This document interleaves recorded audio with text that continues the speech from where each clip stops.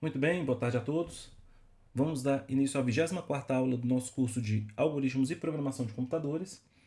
Desde a semana passada a gente está fazendo uma série de estudos, de abordagens aí a respeito da construção de bibliotecas. A gente viu lá na quarta-feira como é que a gente fazia para criar nossa própria biblioteca estática, separando as funções que a gente desejava inserir nessa biblioteca em arquivos .h e .c. Lembrando que no arquivo .h vai a declaração da função, seu nome, seus parâmetros, seu retorno, terminado em ponto e vírgula, e as implementações, as definições de fato, a implementação vai no arquivo com o mesmo nome, com a extensão .c. A gente compila esses arquivos .c em arquivos objeto, e esses arquivos objetos são compactados com AR em um arquivo que traz todos esses objetos, que em conjunto com os pontos H me permite reusar essa biblioteca em múltiplos projetos. No segundo encontro que a gente teve nesse sentido foi o da sexta-feira, onde eu mostrei como a gente podia automatizar o processo de construção. Quando você tem um único arquivo, a coisa é muito simples, você pode fazer tudo em linha de comando, invocando aí o compilador da maneira que você precisa, com as flags adequadas. Quando a coisa escala um pouco, começa a ter já vários passos, mais de 2 ou 3 já é o suficiente para você pensar em automatizar o processo via scripts. Então, se a coisa é muito simples, você simplesmente coloca a sequência de comandos aí dentro de um arquivo .sh, sh é a extensão dos arquivos de script que a gente usa no terminal do Linux, que é o bash, por isso que é sh. Passou de 6, começou a ficar muito sofisticado, são múltiplos arquivos, alguns arquivos constroem uma biblioteca, outros constroem um binário, e assim vai por embora, a coisa começa a ficar mais elaborada, precisar de múltiplos scripts, aí é o caso de você fazer um makefile. Então foi nesse sentido que a gente foi. Para encerrar esse ciclo, falta só uma coisa, a gente já sabe fazer nossa biblioteca, já sabemos aí também estratégias para automatizar o processo de construção dessa biblioteca. Falta agora a última etapa, que é: e se eu já tiver uma biblioteca que eu queira utilizar, que alguém já escreveu, como é que eu faço para utilizar essa nova biblioteca? Então a ideia aqui agora é a gente pegar uma biblioteca que já tenha sido construída previamente e escrever um código, um projeto usando essa biblioteca. E naturalmente um projeto pode ser usar múltiplas bibliotecas, né? Não tem a necessidade de você se restringir a uma única, né? Então a gente vai usando o que é necessário. De saída, a gente tem toda a biblioteca padrão do C, a gente tem usado aí stdio, stdlib, string, de matemática, de tempo. Então a gente já usou várias aí que o próprio C oferece, e hoje eu vou trazer uma biblioteca que está fora da API padrão do C++. É uma das duas bibliotecas que serão necessárias. Dentre os temas que eu escolhi para os trabalhos de vocês, eu finalizei a preparação desses temas, são 18 temas diferentes, e alguns deles você pode ter que recorrer a uma biblioteca externa. Nesse caso eu explicito no tema, na descrição do tema, que biblioteca é essa. E uma delas é a que eu vou mostrar para vocês hoje, que é a Incurses. Que biblioteca é essa? Essa biblioteca é uma biblioteca interessante para manipulação do terminal. Então, quando a gente usa a printf para poder escrever no terminal, a gente vai escrever a partir da posição que o terminal está disponível, e a gente vai escrever na fonte que o terminal está usando. Em geral, o meu terminal aqui está preto, então a fonte é branca. Se fosse branca seria preta, e por aí vai embora. Então aparecem mensagens, traz as informações que a gente precisa, mas não tem muito recurso de formatação, né? A gente não pode escrever, por exemplo, colorido ou em negrito. E também sempre tem essa parte inicial aí do que indica qual é o diretório que eu estou trabalhando, quem é o usuário. Então essas informações vão estar sempre presentes. Então, embora o printf já seja suficiente para a gente poder se comunicar com o terminal no sentido de escrever informações dele, a gente não tem muito controle de onde isso vai e também da forma que isso aparece. E a Incurses me permite fazer isso. Então essa é uma biblioteca que faz parte das distribuições Linux. Deixa eu abrir uma nova aba aqui do browser que vocês possam ver. Cadê? Tá aqui. Então, quando você quer trabalhar com a nova biblioteca, você tem que saber, naturalmente, o nome da biblioteca. Eu já fiz essa pesquisa antes. Ó. Você procura o código-fonte dela. Aí tá até as pessoas perguntando: essa é uma biblioteca open source? É uma biblioteca open source, tá vendo? Então ela é um software livre, não open source, então tem algumas diferenças técnicas aí, mas o importante é que a gente vai poder usá-la aqui no nosso teste. Então tem todo o código dela, ela não está sendo mantida aí há muito tempo, como vocês estão vendo aí, tem um ou outro commit aí mais recente, mas a maior parte é de 13 anos atrás, né? Então ela está estabilizada há algum tempo, esse código aqui pelo menos. Então temos aqui algumas informações na página inicial, as bibliotecas que a compõem, e o que é interessante é isso, pessoal, ele já até diz aqui que a gente tem que ler o arquivo de instalação para poder saber como é que eu crio essa biblioteca a partir desses fontes, né? Então essa biblioteca está hospedada aqui no GitHub. O que eu vou fazer é clonar esse código. Eu copio aqui essa URL, ó, uso esse atalho para copiar. Como é que eu clono isso? Eu posso baixar também um zip ali, como vocês estão vendo, de outra maneira eu ter o mesmo código, mas eu vou usar esse expediente de clonar. Então eu uso o git com a opção clone, e passo esse endereço que eu acabei de copiar e ele vai fazer o download e já está aqui uma cópia desse repositório. Então essas pastas, esses códigos, esses arquivos estão todos agora locais aqui para mim. Então eu vou entrar aqui no diretório da Incursus. Entrei. E aqui tem o arquivo de instalação. Então o arquivo de instalação tem uma série de instruções aqui, ó.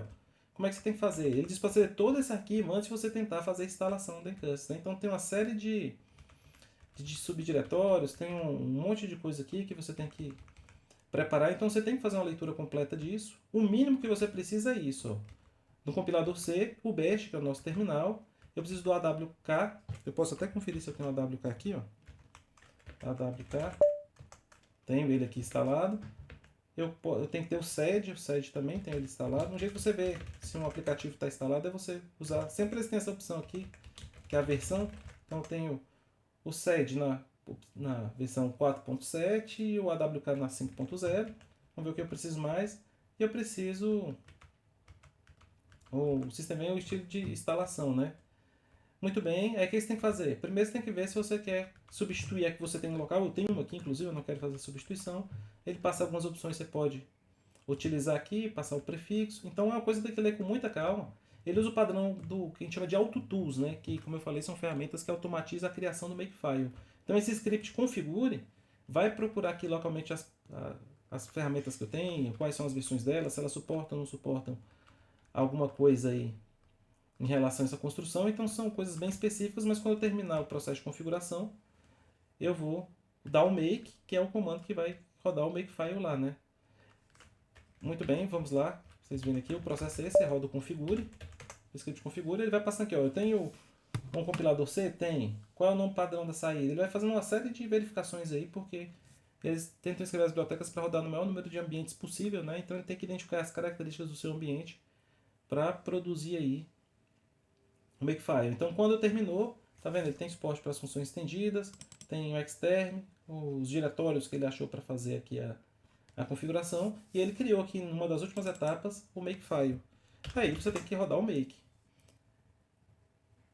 E é um interessante que eu fiz isso mais cedo, né? Vai acontecer uma coisa aqui que eu vou mostrar para vocês, mas tá aqui, ó, dá para vocês verem a linha de compilação, tá vendo? Ele passa a flag "-i", que a gente sabe que é para localizar diretórios includes, eles definem aqui que é um source GNU, tem aqui a flag de otimização, tem uma outra aqui que eu não usei ainda, tem aqui dizendo para compilar isso como código objeto, e está aqui o nome do código objeto que ele está gerando. Está dando alguns avisos de vez em quando, mas avisa ele segue adiante. Ele está usando o GCC para fazer essa compilação aqui, ó, como vocês estão vendo aqui no cantinho. Então dá para você acompanhar mais ou menos aquilo que a gente fez, só que aqui a escala é muito maior, e vocês estão vendo aqui o primeiro exemplo de um código que demora para compilar. A gente faz códigos locais aqui que compilam muito rapidamente, né? E agora a gente pegou um código que esse sim vai demorar um pouquinho mais para poder fazer a instalação. Então ele usou aqui, estava no runlib para montar a biblioteca estática, está montando a outra biblioteca. Porque quando você vai instalar naquele arquivo de informações, quando você vai construir a Incursus, ela tem na verdade 4 bibliotecas, se não me engano, são 3 ou 4. Então já deve ter feito 2 delas aí até esse ponto. Então agora ele está compilando os testes. Aí agora vocês podem procurar, que vocês vão ver que não tem mais o menu C. Ele está compilando para... Aqui, ó. Ainda tem o menu C ali. Mas ele está construindo, se eu não me engano, os testes, se eu vi passando aqui rapidamente. E aconteceu o que eu queria. Demorou, mas foi, tá vendo? Aqui quando ele foi... Continuar aqui o processo dele aqui, ó. Começou a dar... Quando ele foi compilar esse arquivo, ó, veja que ele já está usando o G++. Isso tem alguma coisa a ver com o C++ agora, tá vendo? Aí ele está falando que essas especificações estão depreciadas no C++ 11, então já é uma coisa que o código é antigo mesmo, né? Mas aqui ainda é o warning e agora temos um erro. Ele não pode fazer essa conversão desse tipo, ele está usando aqui o reinterpret cache para fazer esse tipo, isso é coisa do C++, mas o importante é que infelizmente isso é um erro. Como é um erro, ele vai interromper o processo de compilação com o erro, e essa parte é interessante. O que eu faço daqui por diante? Uma das saídas que a gente pode ter é porque isso aqui é quando ele está compilando um módulo de suporte por C++. Se não me interessa, lá no script de configuração eu posso indicar que eu não quero que ele compile essa parte, então aquela parte inicial que deu certo era o que me interessava, segue adiante. Se você quer essa parte do C++ agora, aí você fica numa situação mais interessante. Uma das coisas que você pode fazer é entender que de fato que erro aconteceu, corrigir esse erro e devolver esse erro lá para os mantenedores do código, né? Você faz um pull request, né? Você modifica aqui localmente, quando compilar, depois você remover esse erro, você devolve o código. Então, a princípio, não é o nosso caso aqui do nosso curso, a gente não está nem trabalhando com C++, mas você pode chegar a esse nível de contribuição. Você fala, olha, eu gosto dessa biblioteca, mas ela está com alguma falha aí, algum processo, eu corrijo e devolvo. É a ideia aí do software livre, né? Agora, se você nem tem tempo ou não tem o conhecimento para fazer essas modificações, você pode seguir um segundo caminho, que é mais tranquilo. E que caminho é esse? Você pode usar o gerenciador de pacotes da sua distribuição Linux para baixar essa biblioteca, ou no caso do Windows, você baixar uma versão já pré-compilada da biblioteca. Então eu tenho aqui, nas distribuições baseadas no Debian, como é o caso do Ubuntu aqui, o apt, e eu posso usar esse comando, apt-get install, e se eu souber o nome do pacote, no caso do pacote é lib incurses, número 5, aqui, e vocês vão ver que é interessante que ele tem dois pacotes com esse mesmo nome, o lib incurses 5 e ele -dev. Essa daqui é para você rodar aplicativos que usam essa biblioteca. Então, você tem ali as informações necessárias. Se alguém escrever e te entregar um aplicativo que usa essa biblioteca, você precisa desse primeiro pacote. Mas esse daqui é o que nos interessa. Quando você estiver instalando bibliotecas para você escrever código que usa essa biblioteca, você usa esse sufixo aqui, ó, "-dev", de desenvolvimento. Então, você passa essa informação, você vai pegar um pacote que o pessoal que gerencia o Ubuntu aí, ou esse pacote já pré-compilou aquele código, resolveu os problemas que tinha para resolver. Então, no meu caso já está instalado, tem um monte de pacote aí que sobrou de instalações antigas, não sei nem de que, tem da NVIDIA aqui, por exemplo. Mas o importante é que ele já estava instalado, então eu tenho uma instância para desenvolvimento na minha máquina. Então, tem esses dois caminhos principais, um deles é através do código-fonte da biblioteca, você mesmo construir ela através do script configure e do make, ou você pegar uma versão pré-compilada. A primeira alternativa é boa quando você quer estudar ou de repente fazer uma alteração, uma melhoria, uma contribuição para essa biblioteca. No segundo caso, quando você já conhece a biblioteca, já tem até prática com ela, e você simplesmente quer continuar trabalhando e não quer reconstruí-la, você pode usar esse caminho que eu mostrei agora para vocês e instalar ela aí. Lembrando que geralmente nos interessa nesses pacotes para escrever código o pacote de desenvolvimento, tá certo? Temos uma primeira participação aqui no chat. Quem quiser seguir na área de sorte vai ter que ter o Git. É muito útil demais a conta. Esse é um negócio que você começa a usar e você não vai parar mais, né? Então quem ainda não teve a oportunidade de conhecer o Git, vale a pena o quanto antes vocês terem essa noção. Aí fica a dica do Pedro, ele está correto na colocação dele. Muito bem, então para a gente hoje vocês podem seguir esse caminho aqui. A Incâncies é uma das duas que eu falei que a gente vai usar no curso. A outra que a gente vai usar eu vou mostrar um pouco mais para frente, porque o motivo exato é que das duas eu escolhi a Incâncies porque ela é uma que tem uma API muito dócil, no sentido que você não precisa saber muita coisa para usar a API da Incâncies. Já a API da SDL, que é a segunda biblioteca que a gente vai usar, a SDL já precisa que você conheça estruturas e ponteiros, coisa que a gente ainda não estudou no nosso curso. Por isso eu vou mostrar ela um pouquinho mais para frente. Mas a gente vai instalar ela usando uma única linha, como a gente fez aqui agora. E o processo que eu vou fazer aqui se repete. O interessante é que a partir do momento que você tem a biblioteca instalada, você pode fazer projetos usando essa biblioteca. E como é que a gente vai usar essa biblioteca? Pelo mesmo mecanismo que eu mostrei antes para vocês. A gente inclui os arquivos .h que a biblioteca disponibiliza, e a gente também usa a flag "-l com o nome da biblioteca para fazer a compilação. Aqui o nome da biblioteca é Incâncies, tira o lib, como a gente sabe, né? Tira qualquer número de versão que vem depois da extensão. E a partir daí eu estou habilitado a usar essa biblioteca nos meus projetos. E o que você precisa fazer nesse ponto? Ler uma documentação, tutorial, informações sobre a biblioteca, porque a gente tem que entender que funções estão disponíveis para a gente e também como elas se relacionam. Isso é muito importante. Às vezes eu tenho que chamar uma função antes de todas as demais, uma depois de todas as demais. Uma função tem que anteceder a outra, ou uma espera o resultado da outra, mas aí é particular de cada biblioteca. E na prática na nossa prática de software profissional, quando você for trabalhar, no fim das contas, você vai lidar com alguns frameworks, algumas bibliotecas, e você vai se familiarizando com ele por meio do uso, né? Você vai conhecendo, vai estudando, vai se aprofundando. Então, das duas que eu escolhi para vocês, eu escolhi essa primeira, entre outros motivos, porque ela tem essa API que é bem tranquila para nível de APC, né? Vocês vão ver que as funções da Incâncies, quando tem parâmetros, a maior parte nem tem parâmetro, são parâmetros simples, são inteiros, são coisas bastante, ou são strings, são coisas fáceis de se passar, né? A da SDL, como eu vou mostrar mais adiante, ela é um pouquinho mais sofisticada nesse sentido. Então, para ilustrar o uso da Incâncies, a gente vai fazer aqui conjuntamente. Eu vou agora concentrar no que eu estou fazendo, pessoal, então eu não vou estar tão de olho no Teams como eu estava no começo. Se porventura vocês quiserem tirar alguma dúvida, vocês me chamem no áudio, tá? Pode chamar que eu paro aqui e passo para vocês. Então eu vou apagar esse diretório, eu não tenho interesse de usar ele. Deixa eu sair daqui, eu vou precisar só de uma cópia. Sair daqui também. Professor, Oi, pode falar. Nessa aula você vai sortear os temas do trabalho? Como é que vai ser essa parte? Os temas é no dia 23, ô Bruno. Então é na quarta que vem. Eu estou preparando É vocês para sobre, entender como é que vai é sobre o funcionar quê? essa dinâmica toda, mas o sorteio inicia na quarta que vem. Ah, tá. Tranquilo? Na segunda eu vou disponibilizar um formulário para vocês preencherem para mim quais são os quartetos, perdão, que vão ser os grupos aí, né, que vão fazer os trabalhos, e com o resultado desse formulário na quarta a gente faz o sorteio. Eu vou ler na quarta-feira todos os 18 temas para vocês entenderem, ter uma noção aí geral das coisas. Tem muito tema interessante, mesmo que vocês não trabalhem. Vale a pena conhecer os temas todos, né? Vocês vão trabalhar só com um dos 18, claro. Mas a gente faz isso tudo na quarta-feira. Vai ser uma aula específica para apresentar os temas e fazer o sorteio dos trabalhos e tirar eventuais dúvidas, tá? Lembrando que dois dos temas, é o 17 e o 18, se eu não me engano, são temas que precisam da Incursus. Muito bem, vamos lá. Muito bem, essa biblioteca tem esse nome que é um trocadilho infame, né? Porque é para manipulação do cursor, no fim das contas, seria Enhanced Cursor, se eu não me engano, os cursores eles fizeram esse trocadilho. Esse é o porquê do nome da biblioteca. Então eu vou fazer um jogo de forca no terminal.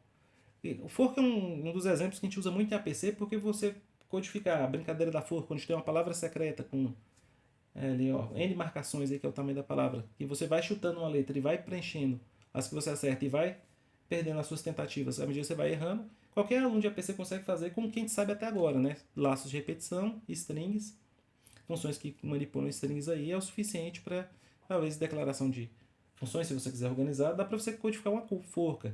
E fatalmente, para você interagir com o usuário, você vai recorrer ao scanf e ao printf. Aí que vem um problema, porque com o scanf e com o printf, o que, que acontece? À medida que eu imprimo as informações da forca, toda vez que eu interagir com o usuário, o terminal vai ser alterado, eu terei que reimprimir tudo de novo, porque o printf-scanf não permite imprimir para trás. Então eu vou começar uma versão aqui incompleta, mas que mostra por que escolher instâncias para fazer o jogo da velha é interessante. Então imagine que você tem... eu vou ter uma opção chamada print aqui, que vai imprimir o tabuleiro da minha forca. Então eu teria que imprimir uma coisa mais ou menos assim, ó. 1, 2, 3, 4, 5. Imagina que a minha palavra secreta são 5 palavras. E eu teria, como é um jogo, né? Eu teria uma coisa mais ou menos dessa natureza aqui, ó. Vou botar um laço infinito, tudo bem primitivo, incompleto ainda. Um laço infinito, nesse laço o que eu faço? Imprimo o estado atual do meu jogo. Aí teria uma mensagem aqui para o meu usuário: escolha uma letra. Aí o meu usuário teria que inserir essa letra para mim, eu capturaria essa letra aqui com scanf. Aí você faria algum processamento aí a partir dessa letra e atualizando o estado do seu jogo. Eu não vou fazer isso agora, vou fazer daqui a pouco. E vou para cá. Mas eu quero mostrar para vocês uma coisa interessante. Olha só, eu vou imprimir aquilo lá. Deixa eu botar aqui forca. Uma mensagem aqui só para ficar diferente e um barrinho extra. Muito bem, ele está reclamando aqui que eu não declarei a variável C. Ok, vamos compilar. Essa versão aqui ainda é só para justificar para vocês porque eu vou usar em Kansas. Imagina tá aí, tem a forca, tem 5 letras, eu vou escolher uma letra. Como vocês estão vendo, não estou valendo, não estou fazendo nada, mas vou apertar A, agora não aconteceu nada, aperto Enter. E olhem vocês que interessante, que quando eu digitei esse A, apareceu o meu tabuleiro, forca, com as negocinho aqui, apareceu a mensagem para capturar a próxima letra e já foi automático para baixo. E por que isso aconteceu? Que quando eu digitei, como eu vou digitar aqui de novo, B e Enter, são dois caracteres que foram capturados, o próprio B e o Enter que se seguiu. Por isso que fica com essa interface ruim. Além disso, mesmo que eu estivesse atualizando ali a palavra secreta, veja que o jogo vai indo e vai ficando uma repetição, visualmente fica um pouco confuso para o jogador. Onde é que eu estou agora? Eu estou lá no final. Ainda mais se a gente for digitando mais letras, ó, como é que a coisa começa a ficar confusa. Então, funcionar funciona, mas não é o mais legal, né? O mais interessante, não parece muito com o jogo, né?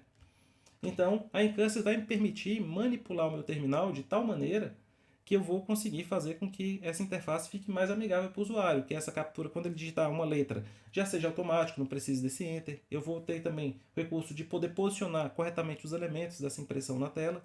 E também vou fazer essa devida atualização, vou usar uma coisa de formatação aqui, então vai ficar, como você vê, o resultado final vai ficar muito mais satisfatório do que aquela bagunça que ficou agora há pouco que eu tinha mostrado para vocês, tá certo? Então a ideia de usar essa biblioteca é para fazer essa manipulação.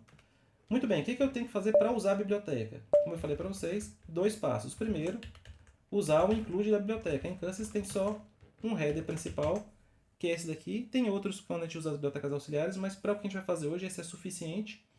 E quando eu faço isso, eu vou ter que agora, na compilação, passar um parâmetro extra, que vai ser o L em Kansas, tá certo? É o nome da biblioteca. E então ele vai compilar, eu não usei nenhuma função ainda, mas o que eu precisava a princípio de saída é isso daí. Então o que eu vou fazer agora? Eu vou começar, essas bibliotecas, tanto a em Kansas quanto a SDE, ela precisa de uma inicialização, ela precisa de uma função que tem que ser chamada antes de qualquer outra função dessa biblioteca. Essa função vai fazer o quê? Vai iniciar algumas variáveis globais da biblioteca, vai preparar algumas coisas para que você possa usar as demais funções. Então essa função de inicialização para a gente é a init scr, que é inicialize a sua tela, scr de screen, de tela, né? Então é importante que você chame essa função antes de todas as demais, ela não tem parâmetros. E isso acontece sempre aos pares, quando você tem uma função de inicialização, você vai precisar de uma função de finalização. Essa função de finalização seria a endWin. Aí não bateu muito, né? Que podia ser endcrc, né? Mas o endWin é que finaliza o módulo da Encansys no terminal. A initScreen, além de preparar a biblioteca, ela prepara o seu terminal para receber esses comandos dela. Se você finalizar seu aplicativo sem chamar essa função aqui, seu terminal pode ficar ligeiramente avacalhado, pode ter um comportamento inesperado. Então, se você chamou essa e foi bem sucedida, você tem que chamar essa. Como essa função de finalização, você provavelmente botaria ela aqui. E isso tem um problema, porque esse laço que eu escrevi aqui é um laço infinito. O que significa isso na prática? Significa que para sair desse laço aqui, a única alternativa que eu tenho é o Ctrl C. Mas como a gente viu antes, o Ctrl C, quando a gente aperta ele, ele aborta o programa e não vai chamar essa função. Aí tem uma função excelente da stdlib, do C, que é justamente para esses cenários. Quando você está na Professor, std... tá me ouvindo? Oi, foi quem me chamou? É o André. Oi, André, bom dia, pode falar. Desculpa, meu áudio por algum motivo no Teams é baixo. Sem problema, pode falar, É, tô ouvindo. professor, eu posso fazer com essa biblioteca a mesma coisa que eu faço com a biblioteca de matemática? Eu sempre coloco ela em todos os meus códigos, mesmo se eu não usar. Isso. Eu posso fazer eu posso fazer com essa também? Pode, você, nesse É caso, porque você colocar... falou que você tinha que baixar alguma coisa. Foi o que Tem, você exatamente. baixou O que na acontece? Essa aula. biblioteca não faz parte da API padrão do C. Então, quando você tem um ambiente do C instalado, a biblioteca de matemática já está lá, André. Hoje eu estou mostrando para vocês como a gente traz essas bibliotecas que não estão nessa instalação padrão. Tá certo? Tá. Como é que eu faço para colocar ela, por exemplo, no reply? Aí lá talvez não seja possível. Esse é um ponto até bom você ter perguntado para me destacar. Para fazer os trabalhos, vocês vão ter que fazer ou no Linux ou numa máquina virtual, ou vão ter que preparar o ambiente Windows. Não dá para fazer lá porque lá é justamente fazer códigos mais curtos, né? Eu tenho quase certeza que não dá para pegar a biblioteca externa lá. Talvez ele já disponibilizar algumas para que você possa usar no ambiente próprio deles, mas certamente eles não vão dar para a gente chance de instalação de biblioteca externa não, tá? Ah, então eu vou ter que baixar o outro. Exatamente. É importante fazer uma máquina virtual ou, de repente, dá para fazer a instalação dessas bibliotecas no Windows também. É mais trabalhoso. Eu praticamente não domino muito o lado do Windows, como eu já falei para vocês. Mas eu vou para o caminho da máquina virtual, que eu acho que é o mais seguro para vocês. Instala uma máquina virtual que você pode brincar à vontade com Linux, sem perigo nenhum. E, entre elas, instalar essas bibliotecas externas, tá? Tá, beleza. Obrigado, professor. Maravilha. Boa pergunta sua, que eu tinha até esquecido de destacar isso.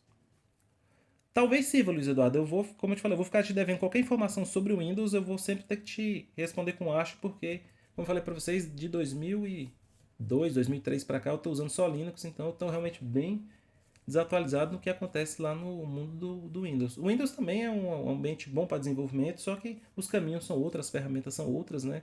Então não posso te dar certeza, mas jeito certamente tem. Agora, quais são as etapas que eu tenho que cumprir para deixar pronto lá e são outras que eu tenho que chegar e verificar. Uma hora eu tenho que instalar, fazer o processo contrário de vocês, né? Instalar o Windows aqui para mim na máquina virtual e começar a investigar esses ambientes de desenvolvimento, tá?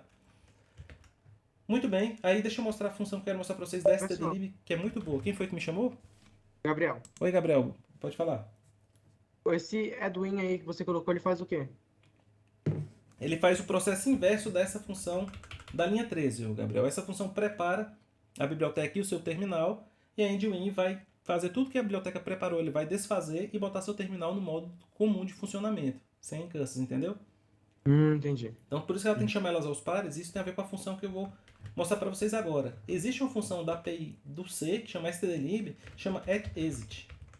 O que essa função faz? Ela recebe como parâmetro uma função. Por hora vocês podem pensar que é o nome de uma função. Isso significa que, quando o programa for encerrado, essa função vai ser chamada automaticamente. Então ele vai agendando funções, como aqui, por exemplo, vou chamar aqui uma função de teste. A única restrição é que essas funções não podem ter parâmetros. Então, teste de exit. Então, essa função aqui, eu vou agendar ela também para ser executada na finalização do programa. Tá certo? Então você vai agendando. Diz que o endwin não é compatível. Não acredito, não. Deixa eu testar só com a minha teste aqui. Ela, embora ela tenha aquela assinatura, eu acho que ela deve ter um retorno. Mas a gente pode fazer uma trapaça aqui, entre aspas. A gente chama o endwin lá dentro. Então vou compilar aqui agora, vou executar a minha forca. Agora está com... Veja que ele está no modo da incursus agora, e já a coisa ficou um pouco diferente, tá vendo? Que o printf aqui agora se comporta de uma maneira diferente, eu explico por que depois. Agora eu boto minhas letras aí, tá vendo que o terminal tá maluco, vamos sair.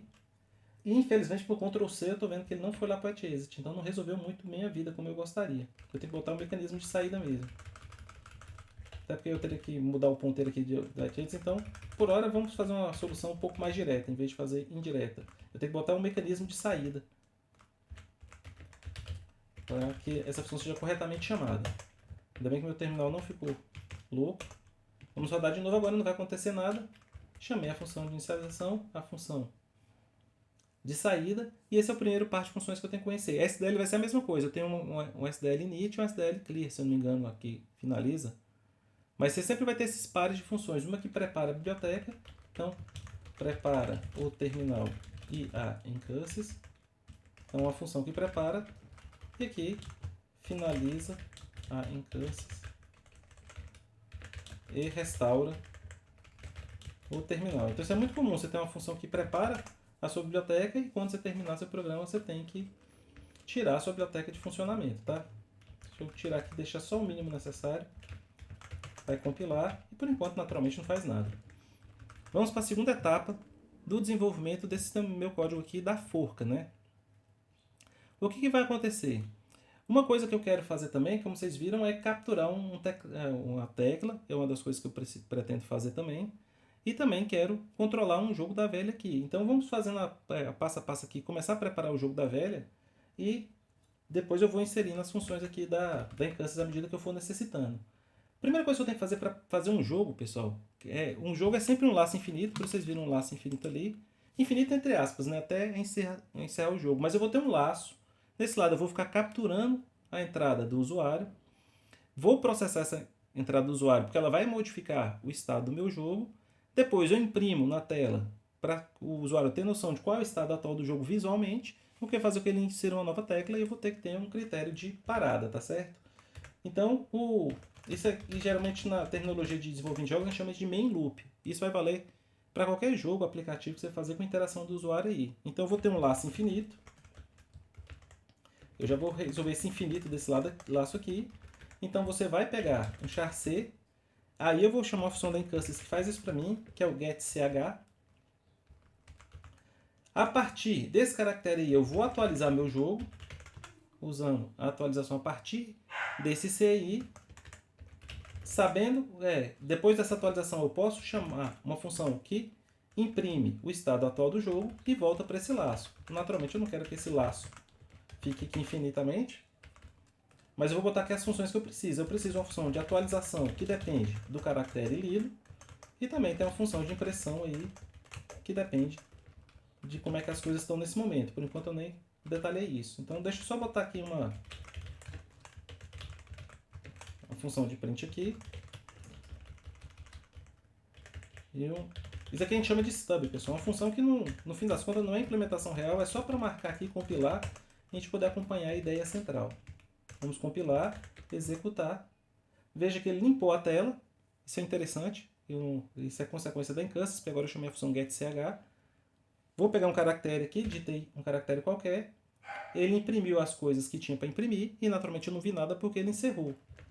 Então nesse momento de finalização aqui, eu vou pegar e vou botar um getCH aqui final, porque senão a gente não enxerga a tela. Mas a ideia central que eu quero nesse momento é isso, um laço onde eu leio um caractere, atualize o estado do meu jogo baseado nesse caractere, imprima a nova versão do jogo, e aqui o break eu vou tirar daqui a pouco de uma maneira inteligente, mas isso aqui é para acontecer esse laço só uma vez. Segura a tela para a gente ver alguma coisa, depois finalizo. Então vamos agora, vou digitar o A, agora deu certo. Apareceu o A que eu digitei, o update uso o A, o print aparece um pouco mais para frente, meu terminal fica aqui porque eu estou esperando uma tecla outra qualquer, que eu vou apertar o B e saiu. Veja quando eu dou o Ent Win, ele restaura o meu terminal onde é que ele estava antes. Saiu aquela tela. E na Incânsys aqui, ó, veja, ele limpa a tela, sai todas as informações do terminal. Vou digitar a letra T. Então, apareceu o T no update, o print está aqui e tudo. Duas coisas que a gente precisa corrigir aqui. A primeira delas é que esse T que eu estou digitando está aparecendo. E às vezes eu não quero que ele apareça. No jogo, em geral, a gente não quer que ele apareça. Então, eu vou desabilitar o eco. E o eco é isso. Quando você aperta uma tecla no seu terminal, ele imprime essa tecla no terminal. Eu não quero que isso aconteça. Então, o que eu vou fazer aqui agora? Eu vou vir aqui na minha inicialização e vou chamar a função noEcho. O que essa função faz? Desabilita o eco. Vocês vão ver o que vai acontecer agora. Quando eu digitar a tecla, ela não vai aparecer mais. Vou digitar o A de novo. Veja que não apareceu mais o A antes do update, o que é legal. Então, eu sei que a tecla foi digitada, eu só vou imprimir ela onde eu quiser e quando eu quiser. Então ela não aparece mais automaticamente naquela posição.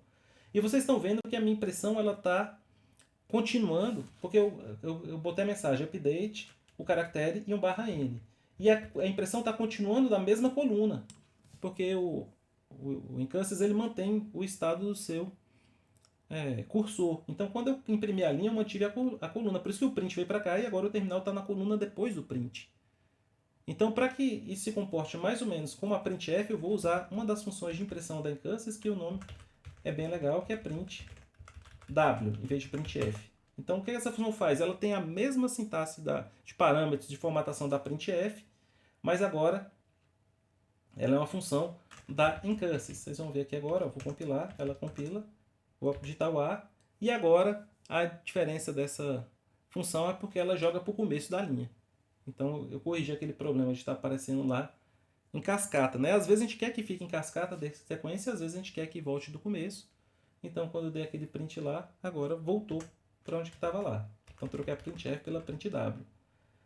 Muito bem, em relação a esse laço principal agora, vamos tirar essa questão aqui dessa quebra. O que vai acontecer? Eu vou enumerar, e existe inclusive esse tipo de dado em C, em C++, que é a enumeração. E a enumeração nada mais é que você botar um monte de nomes para variáveis inteiras. E por que a gente usa número em vez de constantes inteiras? Para que fique mais legível. Então o que vai acontecer? O que eu vou fazer aqui com o meu jogo é determinar alguns estados, depois eu vou ampliando eles aqui na minha lista. Mas eu vou pegar aqui, por exemplo, um estado que está começando o jogo. Pode ser um inteiro usado, só precisa ser números inteiros diferentes, todos eles constantes. Eu vou ter um estado também que é Game Over. Game Over. Acabou o jogo. Então eu tenho um estado Game Over que é 1. E eu vou pegar aqui e manter na minha main uma variável chamada estado. É o estado do jogo. Meu jogo está iniciando. Tá certo? Meu jogo está iniciando. E o que eu faço agora?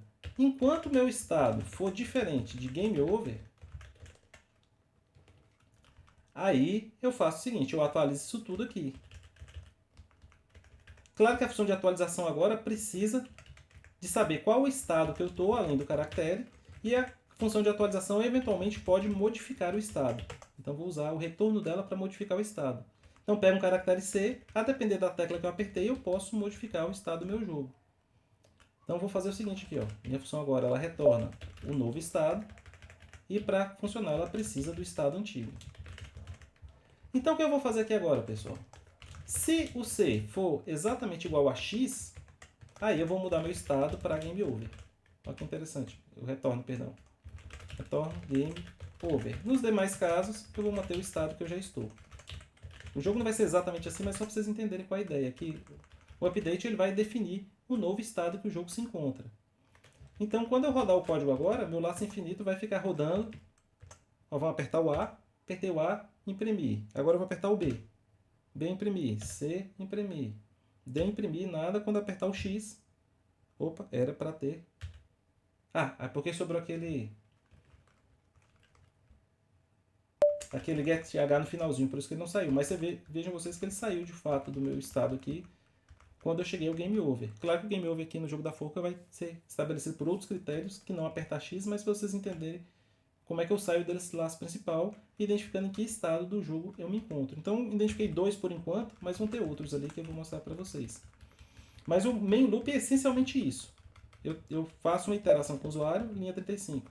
Atualizo o estado do meu jogo, e a partir desse estado, aí esse meu print naturalmente agora vai precisar do meu estado, eu faço uma impressão adequada àquele estado momentâneo. Vou imprimir ele aqui só para a gente ver qual é. Daqui a pouco eu vou botar as versões definitivas dessas funções. E vou atualizando, olha só. Então vou aqui, apertei o A, apertei o Enter aqui, também não adiantou nada. Apertei o 2, apertei 3, apertar o Y aqui. Quando aperto o X, opa, agora o estado mudou, viu? Saiu do estado 0 para o estado 1, então meu jogo realmente está finalizado. Uma coisa que vocês estão vendo é que à medida que vai fazendo essas impressões, continua com o mesmo problema que eu tinha antes, de ser e acumulando na tela. E o que eu vou fazer aqui agora é usar o método clear. Esse aqui é também da Incursus. O que ele faz, ele limpa a tela. Olha como vai ficar interessante agora. Apertei o A, ele imprimiu o 0. Agora eu vou, estou no estado 0, né? Agora eu vou apertar o B, ele continua no 0. Quando eu finalmente apertar o X, ele foi para o 1 e saiu. O update não está aparecendo mais, porque eu estou dando clear aqui.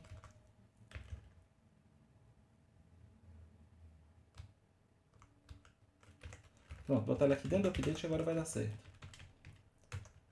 Eu limpo a tela, vamos lá. Apertei, update A, print 0. Quando apertar o B, olha que legal, agora a tela limpou e está mostrando as teclas, com X sai, acabou o jogo. Então isso é bem interessante que a gente tem essa questão de limpar a tela, né, para poder exibir informações sempre a partir dos mesmos pontos lá, em vez de ficar descendo, né? Então temos, revisando a inicialização da biblioteca, desabilitei o eco, botei meu jogo no estado de estar iniciando e eu vou ficar rodando aqui até entrar no estado de Game Over. Quando eu finalizo o jogo com esse get CH aqui para dar uma seguradinha na tela, tá? Porque depois a gente volta para o terminal, se eu não fizer isso a gente perde a parte final. Agora vamos fazer implementações aí mais corretas do que eu quero mostrar, né? Vamos para a função de impressão. Primeira coisa que eu quero botar aqui, toda vez que eu começar a limpar a tela, eu quero dar uma informação para o usuário do que está acontecendo, né? Que é o nosso jogo. O que o nosso jogo consiste? Um jogo de forca, né? Então eu vou ter um cabeçalho, header, na minha função de impressão, e vou botar aqui, descubra a palavra secreta. Muito bem, essa é a informação que eu quero imprimir, e aonde que eu vou botar essa informação? Eu vou tirar o lado do update, porque o certo mesmo do clear está aqui na função de impressão. O update era só para a gente ver o que estava acontecendo. Vamos lá, vamos limpar a tela e começar a imprimir o que o jogador vai ver. Primeira coisa que ele vai ver é esse header aí. E eu vou usar uma função bem legal chamada mvPrintW. E o que a função mvPrintW faz? Ela, além de imprimir, como a PrintW estava imprimindo, ela me permite dizer em qual linha e qual coluna eu quero que ela comece. Então eu vou começar na primeira linha, segunda coluna, eu vou imprimir esse header aqui. Olha só que interessante, ó. Vamos aqui ver só essa primeira mensagem. Ó. Então, vamos começar aqui. Descubra a palavra secreta. Aí eu vou digitar um caractere e apertei o X e saí. Vamos digitar aqui o caractere A. Não aconteceu nada, porque agora não tem mais aquelas mensagens. O W não aconteceu nada, X não aconteceu. E sai agora. Eu não sei porque ele começou... Deixa eu só ver uma coisa aqui. Ah, sim. Vocês vão ver, olha só que coisa curiosa. Eu limpo a tela, imprimo a mensagem, mas inicialmente ele fica esperando uma um getC. Deixa eu modificar isso aqui porque eu quero que ele vai precisar imprimir essa pelo menos uma vez antes de capturar aqui, fica mais. Eu podia botar um do while lá.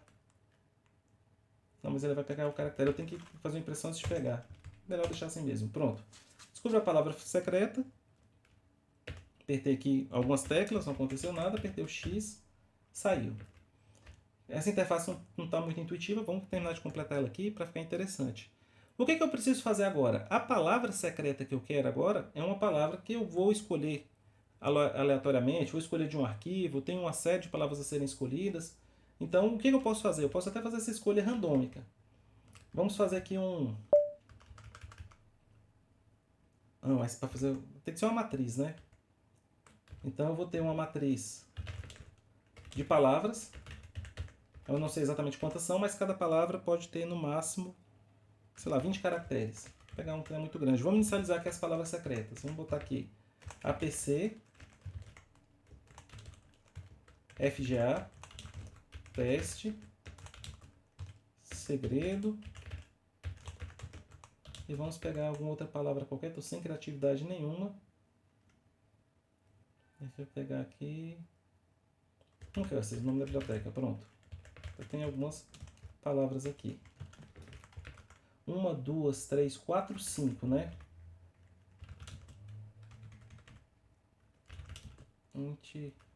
Pôs. O que vai acontecer? Quando a gente estiver inicializando o jogo, a gente inicializa a palavra secreta também. Para fazer isso, a gente tem que precisar de duas bibliotecas. Eu vou precisar da Time e também da stdlib.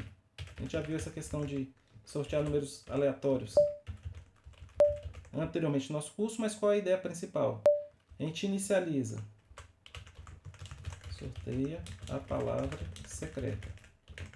A gente inicializa o gerador de números randômicos com o número de segundos que passaram de 1970 até agora.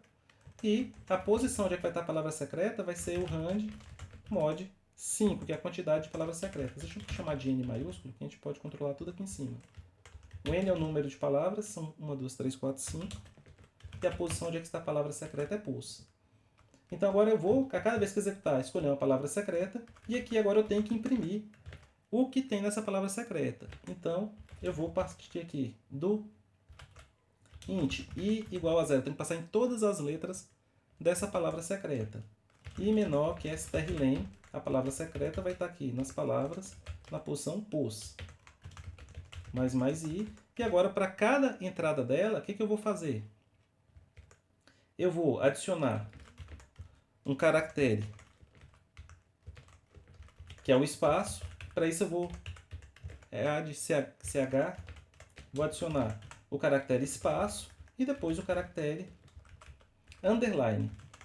E por que eu estou usando as funções add caractere para fazer em vez de fazer a impressão? Eu vou já explicar para vocês. Que ele está falando que o strlen não foi declarado. Não foi mesmo. String.h.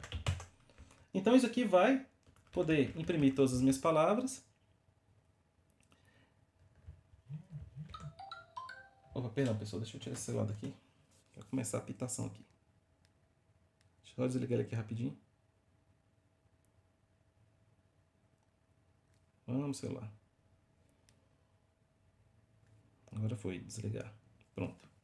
Perdão, pessoal. Vamos lá. Então eu vou adicionar esses caracteres aqui para poder marcar aquelas posições. São as posições da palavra secreta. Olha só. Aí, ó, tem uma palavra secreta com 5 posições. Vamos apertar o X aqui para sair. Vamos aqui, ó, pegou uma de 5 de novo, agora pegou uma de 3, agora pegou uma com mais letras. Está começando a ficar interessante. Essa função addch ela é muito interessante, pessoal, porque você fala, eu podia ter feito isso aqui com o print w? Poderia. Mas usar o addch tem uma vantagem, porque além de eu botar o caractere, e esse caractere vai entrar logo onde é que o cursor está e movimentar uma posição para frente, ela me permite passar algumas formatações. Então uma das formatações que eu vou passar, por exemplo, aqui, ó, é de negrito. Então, esses underlines que eu botei antes, agora vão aparecer em negrito. Olha lá que interessante. Depois eu vou até usar essa mesma formatação para poder botar cores. Mas, por enquanto, vamos deixar só em negrito aí. Então, eu tenho, desculpa, a palavra secreta. tem ali os underlines em negrito. Vamos continuar com a parte da impressão do nossa mensagem para o usuário. O que eu vou fazer agora?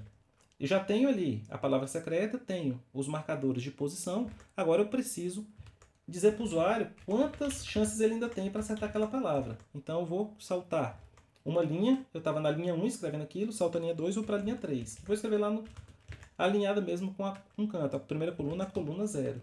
Então, quantas chances eu tenho ainda? Eu preciso dizer para o usuário quantas chances eu tenho ainda para poder achar essa palavra. Então, eu tenho esse número de tentativas. Por enquanto, eu vou deixar esse número de tentativas como uma variável global, senão eu vou ter que ficar passando ela como... eu vou botar ela como global, pessoal. Se não tiver que passar como ponteiro, a gente estudou ponteiro ainda. Deixa eu botar aqui. Chances.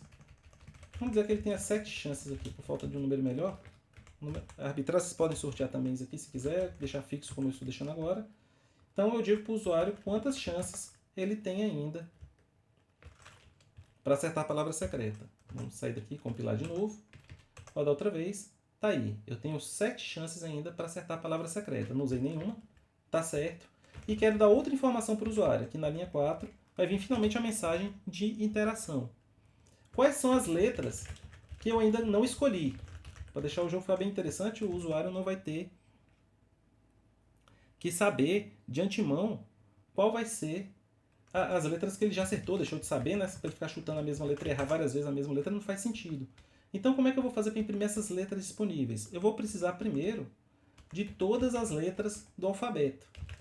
Então, eu vou ter aqui as letras maiúsculas do alfabeto. Vou inicializar essa string aqui. Aí, eu realmente, se eu for digitar aqui, eu posso correr o risco de esquecer alguma. Então, eu vou usar um truque aqui bem legal. Eu vou começar o Python, uma linguagem de programação diferente. From string import ASCII. Se eu não me engano aqui, acho que é isso. Se eu não estou muito enganado que eles mudaram, não é isso mesmo. Então, ASCII 2 uppercase. Tá aqui, todas as letras maiúsculas, exatamente o que eu quero. Para não precisar digitar. Então vou lá no Python só para colar, você poderia conseguir elas de outras maneiras, né? Mas essa aqui é uma bem rápida. Então, a princípio, essas letras maiúsculas são as letras que eu tenho à disposição ainda. E vou imprimir elas de forma semelhante que eu fiz com a palavra. Esses for têm o seu propósito, eu vou dizer depois exatamente porque eu estou fazendo dessa maneira. Uppercase. Então, eu vou botar aqui o caractere em questão vai ser o uppercase. E eu não vou botar elas em negrito não, vou deixar elas naturais aqui mesmo. Então vamos sair daqui agora. E vamos, olha lá, ó, interessante, ó.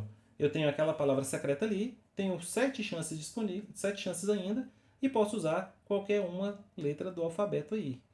Se você achar que for muito espaçado, pode tirar o espaço entre eles, botar elas coladas. Eu acho que assim resolve bem visualmente, mas se você achar por bem que não está legal, pode mudar.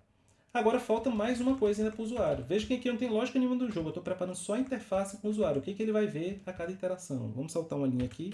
Vamos lá, linha 6, coluna 0. Agora, digite uma das letras disponíveis.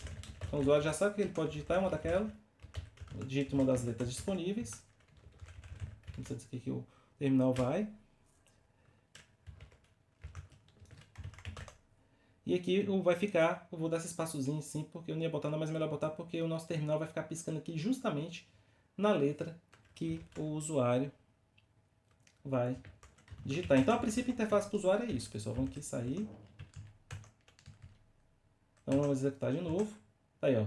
Descobrir a palavra secreta, ele tem 7 chances, essas letras, e eu vou inserir uma das letras disponíveis. Quando eu digitar, ele deveria estar atualizando a tela, vocês não estão vendo que não faz diferença nenhuma. Quando eu inserir o X, agora ele vai sair do jogo na próxima tecla que eu digitar. Então, a princípio, em termos de interface para o usuário, é isso. Falta agora os recursos da lógica do jogo. Então, veja que essa mensagem vai ser impressa a primeira vez, e ele vai guardar esse caractere vai modificar o estado, eu vou reimprimir após essa modificação, e ele volta aqui para pegar uma nova tecla até que o estado dê Game Over. Por enquanto o X está sendo usado por Game Over, mas eu já vou modificar isso. Deixa eu parar aqui nessa primeira parte aqui da impressão, que a parte do usuário está praticamente resolvida. Falta só um detalhezinho que eu vou fazer depois. Deixa eu ver aqui se temos manifestações aqui no chat. Temos. O Guilherme tinha perguntado um pouco mais atrás, que estava cascateando as saídas, era realmente por causa da Encansys, que ela tem um cursor que vai marcando onde é que é a próxima impressão, né? Então, uma maneira de controlar exatamente onde é que a gente vai imprimir é usar essa função que eu estou usando, a mvprintf, onde é que eu passo linha e coluna, onde é que eu quero recomeçar a minha impressão. Aí eu tenho controle pleno de onde é que essa impressão vai ser feita. Tá certo? Se eu não fizer isso, usar só a print W ou só a de CH, aí eu vou ter, no caso da print eu vou voltar no caso do barra N para o começo da linha, e no caso do ADCH ele vai onde é que o cursor está. E se eu usar a printf, aí que ele vai respeitar o cursor sempre. Tá certo? Mas quando está usando a Encansys, a gente não usa a printf mais, a gente passa a usar essas funções printw no lugar. E o ADCH. Muito bem, senhores e senhoritas, vamos aqui para a parte do update. Vamos dar uma melhoradinha nessa função de update aqui para começar a implementar a lógica de um jogo de forca, que é o que está faltando agora, né? A parte de interface com o usuário está resolvida, falta agora atualizar essa questão do que eu tenho a fazer aqui ainda. Então, a primeira coisa que eu vou fazer é o seguinte. Deixa eu cadê o update aqui? Está aqui para cima, eu sei que ela está para baixo. Vou inserir mais um estado aqui. E essa primeira transição é até meio trivial, a gente pode fazer com um só, mas só para ficar claro. Eu estava começando o jogo ali, agora o jogo... Se eu entrei aqui começando o jogo, se o jogo está iniciando, a primeira coisa que eu vou fazer é executar. Se bem que eu vou tirar isso aqui porque eu botei lá para fora. Deixa eu começar aqui. Em vez de começando, é só trocar para esse daqui no fim das contas. Então, eu começo com o jogo rodando. Aqui, quando eu tiver sorteado a palavra, ele já está rodando. A gente faz um estado a menos, fica até melhor. Muito bem. Então, em vez de atualizar esse estado, eu vou ter chegado aqui, vou ter pego já um caractere. E agora, o que eu vou fazer?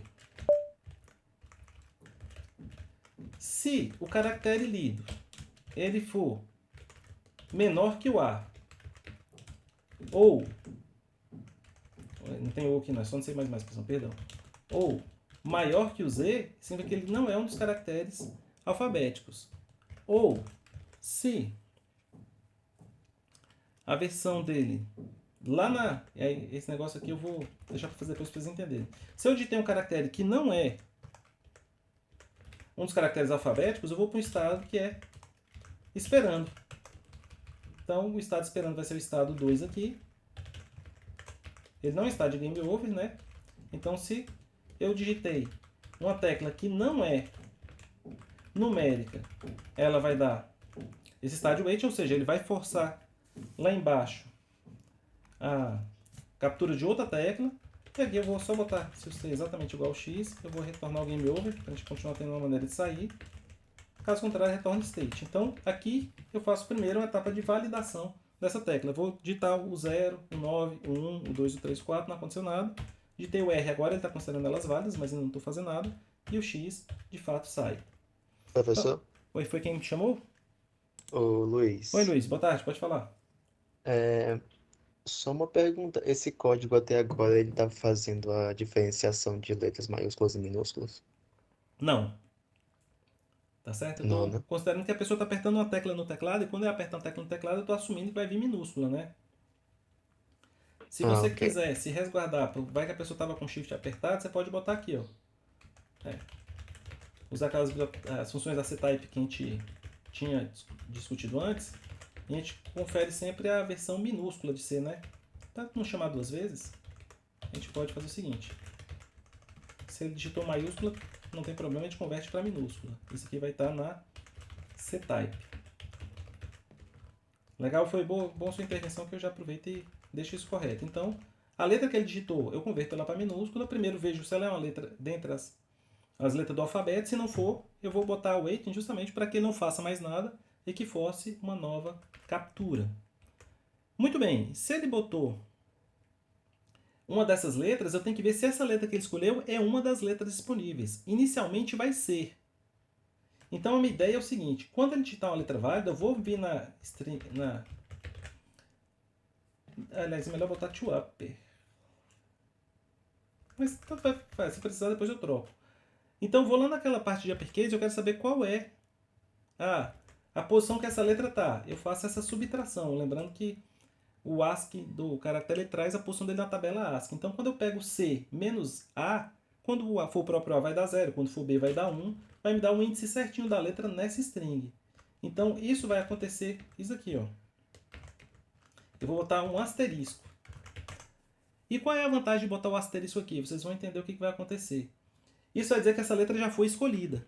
Na prática, quando eu for imprimir na segunda vez, olha só o que vai acontecer. Inicialmente todas as letras estão disponíveis. Apertei o A.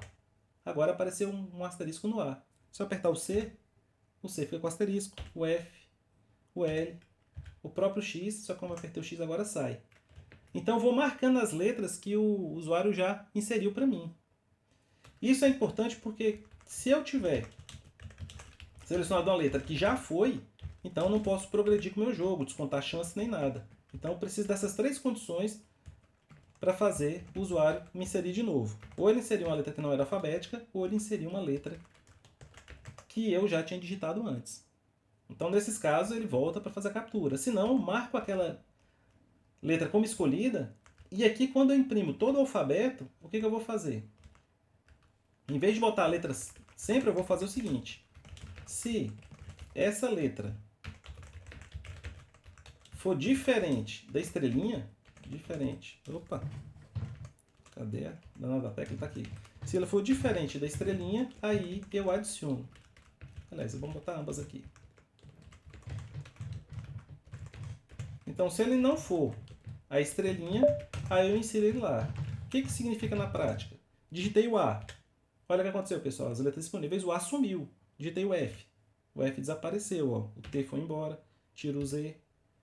Tirar o E que já foi. Se eu apertar o A de novo, não faz diferença, porque o A já foi embora. O D, o S. Então, veja que interessante. À medida que a gente vai digitando as letras, a gente vai marcando um asterisco nela lá para falar, essa letra já foi utilizada. Então, além dela já não ser mais uma entrada válida, ela também some visualmente, que vai ajudar o usuário. Em vez de ele ficar procurando lá com aqueles asteriscos, ela simplesmente desaparece. Por isso que eu botei esse if aqui, ó, tá vendo?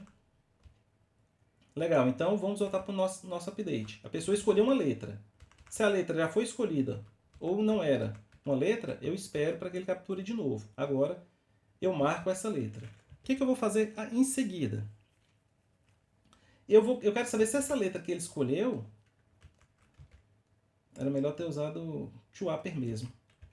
Porque a próxima verificação que eu vou ter que fazer é saber se essa letra aí ela já estava na palavra. Né? As palavras são todas maiúsculas, então realmente é melhor usar to upper aqui. Senão eu ia ter que usar lá embaixo. Faz um lugar só, né? Então usei maiúsculo aqui. Aqui tem que ser o A maiúsculo também. Trabalhar sempre com maiúsculos. Então o que eu vou fazer agora?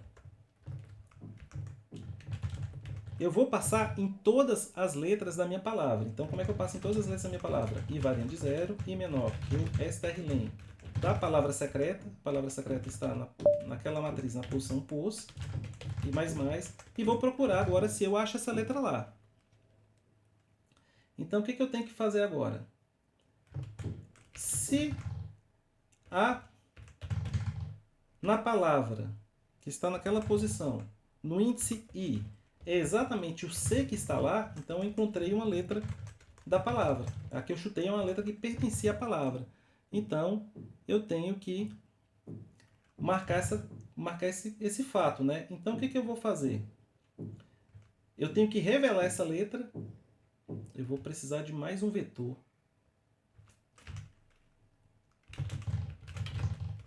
Deixa eu botar aqui um found com 20 posições. Ele vai estar inicialmente zerado. Espera aí. Se a letra não foi encontrada... Opa. Vocês vão entender porque eu precisei desse vetor agora. Se essa letra não foi encontrada ainda, se eu não encontrei o C, e nessa posição é uma das letras que eu encontrei, aí o que vai acontecer? Eu marco essa posição como encontrada, isso vai ser importante para a gente. Então, eu encontrei essa letra e tenho que fazer agora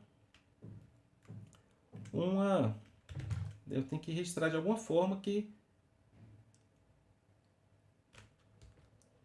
Deixa eu botar aqui...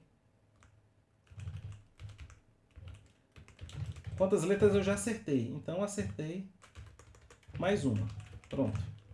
Isso vai ser importante. Então, eu marco ela como encontrada e depois adiciono o número de acertos que eu tenho, tá certo? Aqui ele está reclamando que está faltando alguma coisa aqui. Word pose e C.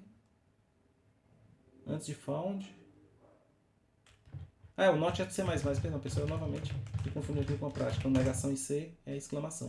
Se eu não encontrei essa letra nessa posição da palavra ainda. Não, se eu não encontrei I, perdão. Se eu não encontrei na posição I, ainda não foi descoberta.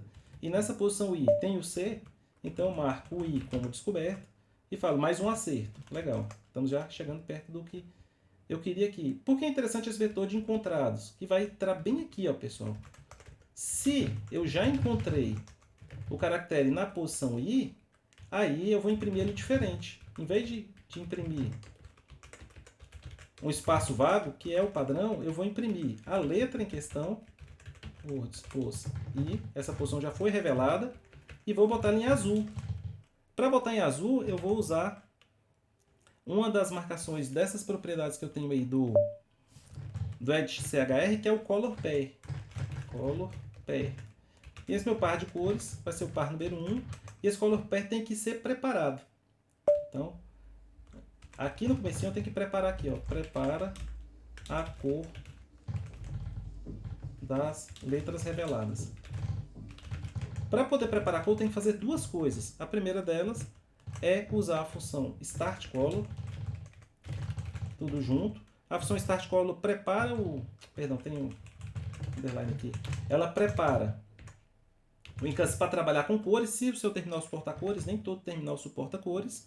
E agora inicializa um par. Eles trabalham com de uma maneira que eu particularmente nunca tinha visto. A Incus ela trabalha com cor diferente de outros sistemas gráficos que simplesmente você passa as coordenadas RGB, HTML, sem deslocar da cor. Não, ele pede para você criar um par de cores, porque você vai dizer, você vai dar um identificador para a cor, por isso que eu usei o número 1, você pode declarar quantos pares você quiser. E o par 1 você precisa dar uma cor para o foreground, ou seja, a cor da letra em si. Eu vou pegar uma cor aqui, azul. E uma cor para o background. Como o meu terminal é preto, eu vou botar o fundo como preto. Uma coisa que é interessante fazer, porque vocês já viram que eu tenho tanta rotina aqui que serve só para preparar a Incursus e o início do jogo, né? Então, eu vou fazer o seguinte, tirar toda essa parte aqui, ó, que é tudo inicialização. Fica aqui, ó, aí fica mais limpo para mim, ó. Inicializei o que tinha para inicializar, agora sim, começa o jogo e aqui está a rotina. E já que eu fiz uma de início, por que não? Uma função que finaliza. Aqui finaliza. É isso, pega um CH, dá um end win e acaba. Pronto, também fica menos poluída. Então todas as funções que estão ligadas com algum tipo de inicialização vieram para cá. Todas as funções de finalização estão aqui. E o jogo é isso, né? Começa o laço, fica rodando até chegar no game over. Muito bem, então isso vai me permitir, se eu não tiver escrito nada errado. Tem uma coisa que eu escrevi errado. Eu não chamei a função clear aqui. Ah não, clear já é o nome da Incursus. Como é que eu... Agora eu tô... Init... Finish, close. Não sei, será que close vai bater? Chocou o nome com a função da Incursus. Mas o resto eu acho que está certo. Vamos compilar aqui de novo. E vamos ver se funciona o que eu queria. Nem sei que palavra secreta é essa, vou chutar o E. Opa, o E apareceu. Ó. Legal, o E apareceu lá. Em negrito e em azul naquela posição. Saiu o underline e apareceu o E. Vou chutar o A. O A não teve. Agora eu vou chutar aqui o T. Também não tem. Eu até esqueci qual é o nome da... É o Incursus, né? Vamos botar aqui o C de Incursus. Botar o N, ó. O S tem que aparecer duas vezes. Legal, tá aparecendo aí corretamente. Vou chutar umas letras erradas aqui para diminuir um bocado. Botar o U e o R, tá certo? Então a gente já tá com quase tudo pronto. Cadê o X? Foi? Travou aqui no terminal, não é possível. Travou, deixa eu dar um Ctrl+C antes que esse negócio trave de vez. Vamos aqui no update. Ah, tá claro, porque eu botei X minúsculo aqui pro game over. Então vamos botar aqui as condições que a gente precisa para tirar o C aqui e dispensar o C do game over. E quando é que a coisa pode acontecer de dar um game over? Se minhas tentativas acabarem. Se as tentativas for igual a 0, aí eu retorno game over. E quando é que eu perco uma tentativa? Quando eu passo por esse laço aqui e não encontro aquela letra na palavra. Então, esse hits aqui vai ser o total de acertos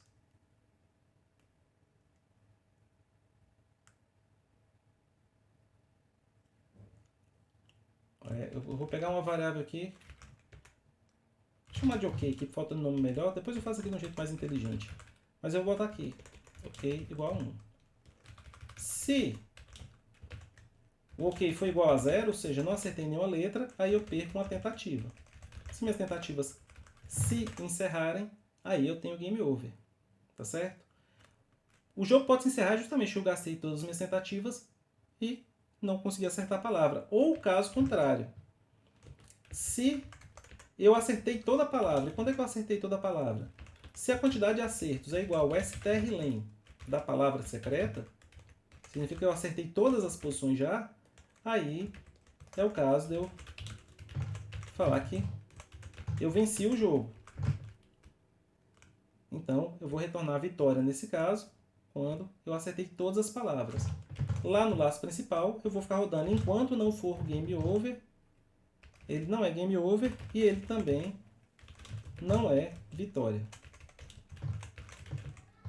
Então, se eu não ganhei ou não perdi, a vitória não foi definida ainda, claro. Vai ser meu terceiro estado. Quarto, na verdade, não comecei no estado 0. Estado número 3. Vitória. Então, vamos lá. Deve estar quase com a forca pronta. Não sei que palavra é essa, vamos tentar o E. Vai sempre uma boa tentativa. Vou tentar aqui o X, que agora está liberado. Ó. Perdi uma tentativa, agora só tenho 6 chances. Vou tentar o T.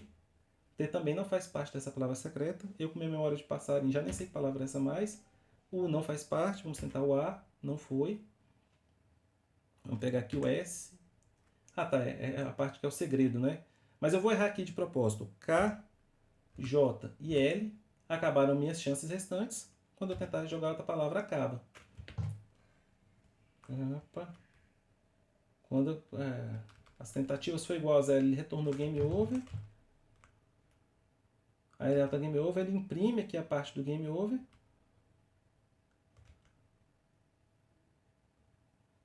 Mas que estranho, depois do game over era para ele ter acabado. Deixa eu diminuir o número de tentativas aqui para testar mais rápido. Alguma coisa da minha lógica aqui não ficou boa. Ele ficou uma vez a mais do que eu gostaria. Vamos errar aqui. A, B, C. Ué, agora foi. A, B. Tem 2 chances. Uma chance. Aí ele ficou aqui, de repente é porque ele está esperando eu apertar. É porque ele está esperando eu apertar um caractere. Bem, para não acontecer essa confusão aqui, que a lógica estava certa e eu estava me confundindo, o que eu vou fazer? Vou botar minhas tentativas em 7 de novo. Eu vou olhar aqui na minha impressão e vou diferenciar. Até agora eu não tinha usado a variável de estado, né? Se meu estado for vitória, aí eu vou dar uma mensagem para o usuário falando: opa, legal, você venceu o jogo. Porque aí ele vai ficar sabendo que o jogo está se encerrando. É a última coisa que ele precisa saber. Vamos print W, vamos saltar uma linha 8, chegar isso aqui um pouco para direita, vou botar aqui 10 posições. Você descobriu a palavra secreta. Opa, secreta. Nesse caso aqui, a gente dá esse feedback. E também, se o estado for game over. Se for game over, também vale a pena notificar o usuário na mesma posição. A mensagem é game over mesmo. Ok, agora vai ficar mais fácil a gente ver o que está acontecendo. Vamos lá. Vamos rodar. Vou digitar aqui as teclas aqui numa ordem qualquer. Game over. Legal, então quando eu digitar alguma coisa aqui, acabou. Agora vamos tentar achar a palavra secreta. APC. Você descobriu a palavra secreta. Aí o jogo acaba. Então a lógica está toda pronta. As mensagens estão corretas agora. Acho que aqui FGA, outra, né? FGA descobriu a palavra secreta. Vamos errar de novo aqui mais uma vez. Game over. Chances 0, game over. Então tá quase tudo certo. Deixa eu ver se eu esqueci de alguma coisa. Inicializa, finaliza. Sorteia a palavra secreta. Atualiza o número de tentativas. Não, acho que está tudo ok. Eu acho que eu não me esqueci de nada. Eu acho que é isso aí. Será que eu fiz alguma coisa que ainda está faltando? Eu acho que é isso, né? Dá para melhorar alguma coisa? Com certeza dá, mas o básico aí do que a gente tinha de um jogo de forca está resolvido, né? Talvez se você aumentar um pouco aqui o limite do tamanho das palavras secretas aqui, 128 aqui também, default, de repente quiser botar uma coisa aí com... A gente pode até fazer aqui, ó, seria interessante para Para botar espaço nas palavras, aí eu teria que tomar um certo cuidado. Porque o espaço teria que separar as palavras, mas não poderia contar como aqui nos hits, né? Então, para botar, seria um exercício interessante para vocês praticarem. Tentar botar uma palavra, por exemplo, botar uma frase aqui, ó. Teste de frase. Então, se eu botasse aqui teste de frase, agora meu N subiu para 6. Uma coisa que eu tenho que fazer na hora de imprimir a palavra, a gente bota aqui a gente bota um espaço e se ele já foi encontrado, faço isso. Caso contrário, se o C for diferente de espaço, aí eu imprimo isso daí. Caso contrário, eu já tenho um espaço separando eles ali. Seria bom botar mais um? Seria interessante. Else há de ser. Deixa eu ver aqui. Else if. O que ele está reclamando aí, meu Deus do céu? Não entendi.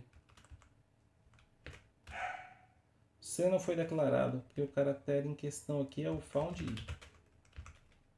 Não, é o word suppose i, na verdade. É o caractere que está nessa palavra na posição i. Caso contrário, tem que imprimir adicionar um espaço mesmo. Mais um espaço. Agora foi. Deixa eu forçar a barra aqui e botar aqui posição igual a 5. Para forçar a sortear aquela palavra, em vez de a gente confiar que ela vai vir aleatoriamente. Então tá aí, ó. Visualmente está resolvido. Ó. Tem um espaço aqui separando. É teste de frase, né? Olha só, não veio a vitória. Porque a partir do momento que o teste de frase tem 2 espaços, o número de acertos meu nunca vai bater com a quantidade, a menos que eu digitar o espaço não vale, porque ele filtra por caracteres alfabéticos. Então, você acaba tomando game over na palavra que você acertou. O que eu vou fazer aqui agora? Tá difícil achar um que eu não acertei ainda. O que eu tenho que fazer para poder corrigir esse problema? Quando eu sorteio a palavra, a primeira coisa que eu tenho que fazer, lá no init, deixa eu fazer isso lá dentro do init, sortear a palavra. Vou botar o pose igual a 5 aqui para forçar. E o que eu tenho que fazer? Fazer uma checagem preliminar na palavra, o dispose, procurando por espaços. Se naquela palavra, que está na linha dessa matriz, na posição I, ele for exatamente igual ao espaço, eu já marco como acerto, porque a pessoa não precisa chutar o espaço. Aí com essa correção aqui agora, a gente consegue ganhar nesse aqui, teste de frase. Agora, descobriu a palavra secreta. Agora ficou interessante que a palavra secreta pode ser, inclusive, uma frase. Então, é uma melhoriazinha aí nessa forca para vocês. E temos aí um jogo de forca implementado em clusters, como vocês estão vendo aí, com um resultado visual bem mais interessante do que ficaria usando terminal. Eu sou muito ruim de cores, de design gráfico. Usei cor aqui simplesmente para ilustrar a palavra secreta, mas se vocês forem mais criativos aí, quiserem usar cores aí nos outros elementos da tela, usar negritos também em outros lugares que eu usei, dá para fazer aí a coisa ficar um pouco mais visual, um pouco mais interessante. Mas de todo jeito é um uso mais interessante do terminal que o uso padrão com printf e scanf apenas. Se a gente tiver, por exemplo, um arquivo que é um dicionário das palavras da língua portuguesa, eu posso ir lá no dicionário e escolher as palavras aleatoriamente dentro do dicionário, né? Se eu for diferenciar cedilha e acentuação também, eu tenho que tratar aqui um pouco mais de calma, né? Eu estou assumindo que os caracteres são todos não acentuados. Ou você pode filtrar o dicionário também para jogar essas palavras fora, para não ter problema. Ou se você quiser colocar, tem que tratar adequadamente, usando aí os recursos que a gente já viu de internacionalização, né? Então estão aí todas as possibilidades em aberto, né? E é interessante que uma biblioteca, como eu falei, simples. A API dela não usa ponteiros, né? Tem a maior parte das funções que a gente viu só tem o nome da função e os parênteses. Ela tem muita variável global, muita coisa interna, né? Que a gente não está transparente para a gente. E as poucas funções que tem parâmetros é a função que adiciona um caractere, é a que imprime se movimentando, é a que imprime sem se movimentar, né? e aqui adiciona o caractere que está aqui em cima. Então, realmente, com poucas funções, a gente consegue fazer aí jogos interessantes ou aplicativos aí interativos usando a Encances. Ela tem, claro, muito mais funções do que eu cobri aqui, mas a gente tem um subset aí bastante interessante, é quase o que a gente precisa para poder trabalhar aí nos temas que eu elenquei para vocês. Vamos às perguntas agora. Eu vou deixar nesse ponto aí esse jogo de forca. Eu vou inserir isso no Teams daqui a pouco, para vocês terem uma cópia desse código também. Veja que eu não precisei fazer scripts nem Makefile, porque eu fiz tudo em uma grande função main aqui. Eu poderia ter separado em múltiplos arquivos, fazer um projeto um pouco mais organizado. Mas aqui o objetivo hoje era mostrar para vocês como a gente instala e, a partir dessa instalação, usa uma biblioteca externa, tá certo? Se você quiser rodar essa forca aqui, você precisa ter a Encances instaladas aí no seu ambiente. Ela não vem de default junto com as bibliotecas do C, tá certo? Mas, feita a instalação, ela roda aí direitinho. E roda como eu estava mostrando para vocês agora há pouco. Pergunta, senhores e senhoritas. Alguém quer se manifestar, fazer alguma pergunta? Achou interessante? Se interessou para a biblioteca? Isso aí. Legal, caso alguém tenha se interessado, eu vou botar também um tutorial em PDF que eu tenho aqui da Encances para vocês aí no Teams. Eu já tinha botado no tutorial do Makefile, né? Lembrando que esses tutoriais, no primeiro momento, é mais para consulta, né? Se tiver alguma dúvida ou quiser procurar alguma coisa que eu não descrevi aqui, você recorre ao tutorial. Nem todos vocês trabalharão com essa biblioteca no trabalho de vocês, pelo menos não mandatoriamente, né? Ela é exigida só no trabalho de 17 e 18, mas se você tiver com algum dos outros temas, quiser fazer uma saída melhor para o seu programa usando a Encances aí, se achar que vale a pena, até para praticar, fique à vontade. Temos uma participação aqui via chat do... Na verdade são várias, que demorou a traduzir meu chat aqui. Temos aqui... O Rodrigo achou meio complexo, mas interessante. A primeira dificuldade que a gente tem com a nova biblioteca, Rodrigo e colegas, é entender qual é a filosofia da biblioteca, né? Então a filosofia da Encances é a seguinte: você tem uma série de funções que modificam o comportamento do seu terminal. Então quando eu chamo a noecho, por exemplo, o meu terminal agora deixa de imprimir o caractere que eu estou digitando. Seria interessante, por exemplo, para na hora que você estiver implementando alguma coisa que você vai precisar que o usuário digite uma senha. Então você vai digitando, mas não aparece os caracteres que você está digitando. Então é interessante, por exemplo, para fazer isso, né? Foi a primeira vez que eu usei Encances, foi para fazer justamente isso, fazer uma coisa para capturar a senha ali no terminal. Quando você entende a filosofia, depois você conhecer as funções. A gente geralmente conhece uma fração das funções que a biblioteca tem, e à medida que a gente vai precisando de outros recursos, ou a gente implementa se a biblioteca não tem, ou às vezes na documentação estava lá, a gente encontra e vai amadurecendo. Mas é legal que você passa a ter um controle maior do seu terminal para fazer esses aplicativos, né? O Luiz Guilherme também gostou, interessante. O Pedro vai olhar com mais calma, é legal. Vocês podem pensar em fazer uma outra coisa que não seja a forca, né? Como eu falei, imagine que você quer fazer uma entre aspas, tela de login, né? Que vai imprimir para a pessoa botar o usuário dela, então a mensagenzinha, insira seu login, a pessoa colocou, agora insira a sua senha, só que no momento que ele for capturar a senha, você desliga o eco tem que ficar ligado até esse momento, você desliga o eco, aí quando ele finalizar a senha, você devolve o eco novamente, e aí você checa se a senha foi válida ou inválida. Então só esse pequeno componentezinho que, digo, foi o que eu conheci a Encances justamente por causa disso. Eu precisava fazer um negócio que capturava a senha, a gente não queria deixar a senha aberta no terminal, né? Porque o que você faz no terminal, que nem minhas compilações aqui, se você voltar com o mouse, você olha para trás e a pessoa tivesse com a senha aqui, eu tava vendo, né? Então tem que realmente, quando eu uso a senha de superusuário, dá o sudo aqui só para ver, ó, tá vendo? Quando eu estou digitando minha senha, vocês não estão sabendo qual é a minha senha porque não tem eco. Então eu botei minha senha corretamente aí, deu ls. Então é interessante, tentem fazer um componente como esse ou alguma outra coisa aí interessante, uma barrinha de progresso também. Veja que quando você tem a printf e scanf, não dá para fazer barra de progresso porque você imprime primeiro a porcentagem ali, os símbolos de marcação de porcentagem e a porcentagem lá no final. Quando você atualizar, vai aparecer uma linha embaixo. Isso não é legal, com a Encances pelo menos a gente mantém a mesma linha. E a Encances permite inclusive que você faça uma coisa. Aqui eu estou dando clean na tela, né? Estou limpando ela. Mas eu posso manter o que já está pronto e só usando a movimentação de cursor completar o que está faltando. Também seria uma alternativa interessante aí de exercício, né? Tá aí, o Lucas fazer um Tetris, aí já é mais valente. O Lucas, eu não entrei no método, mas é possível desenhar retângulos aqui, quadrados, né? Então dá para fazer um Tetris sim. Se você tiver tempo e paciência aí, com certeza vai fazer um Tetris bem legal em terminal, né?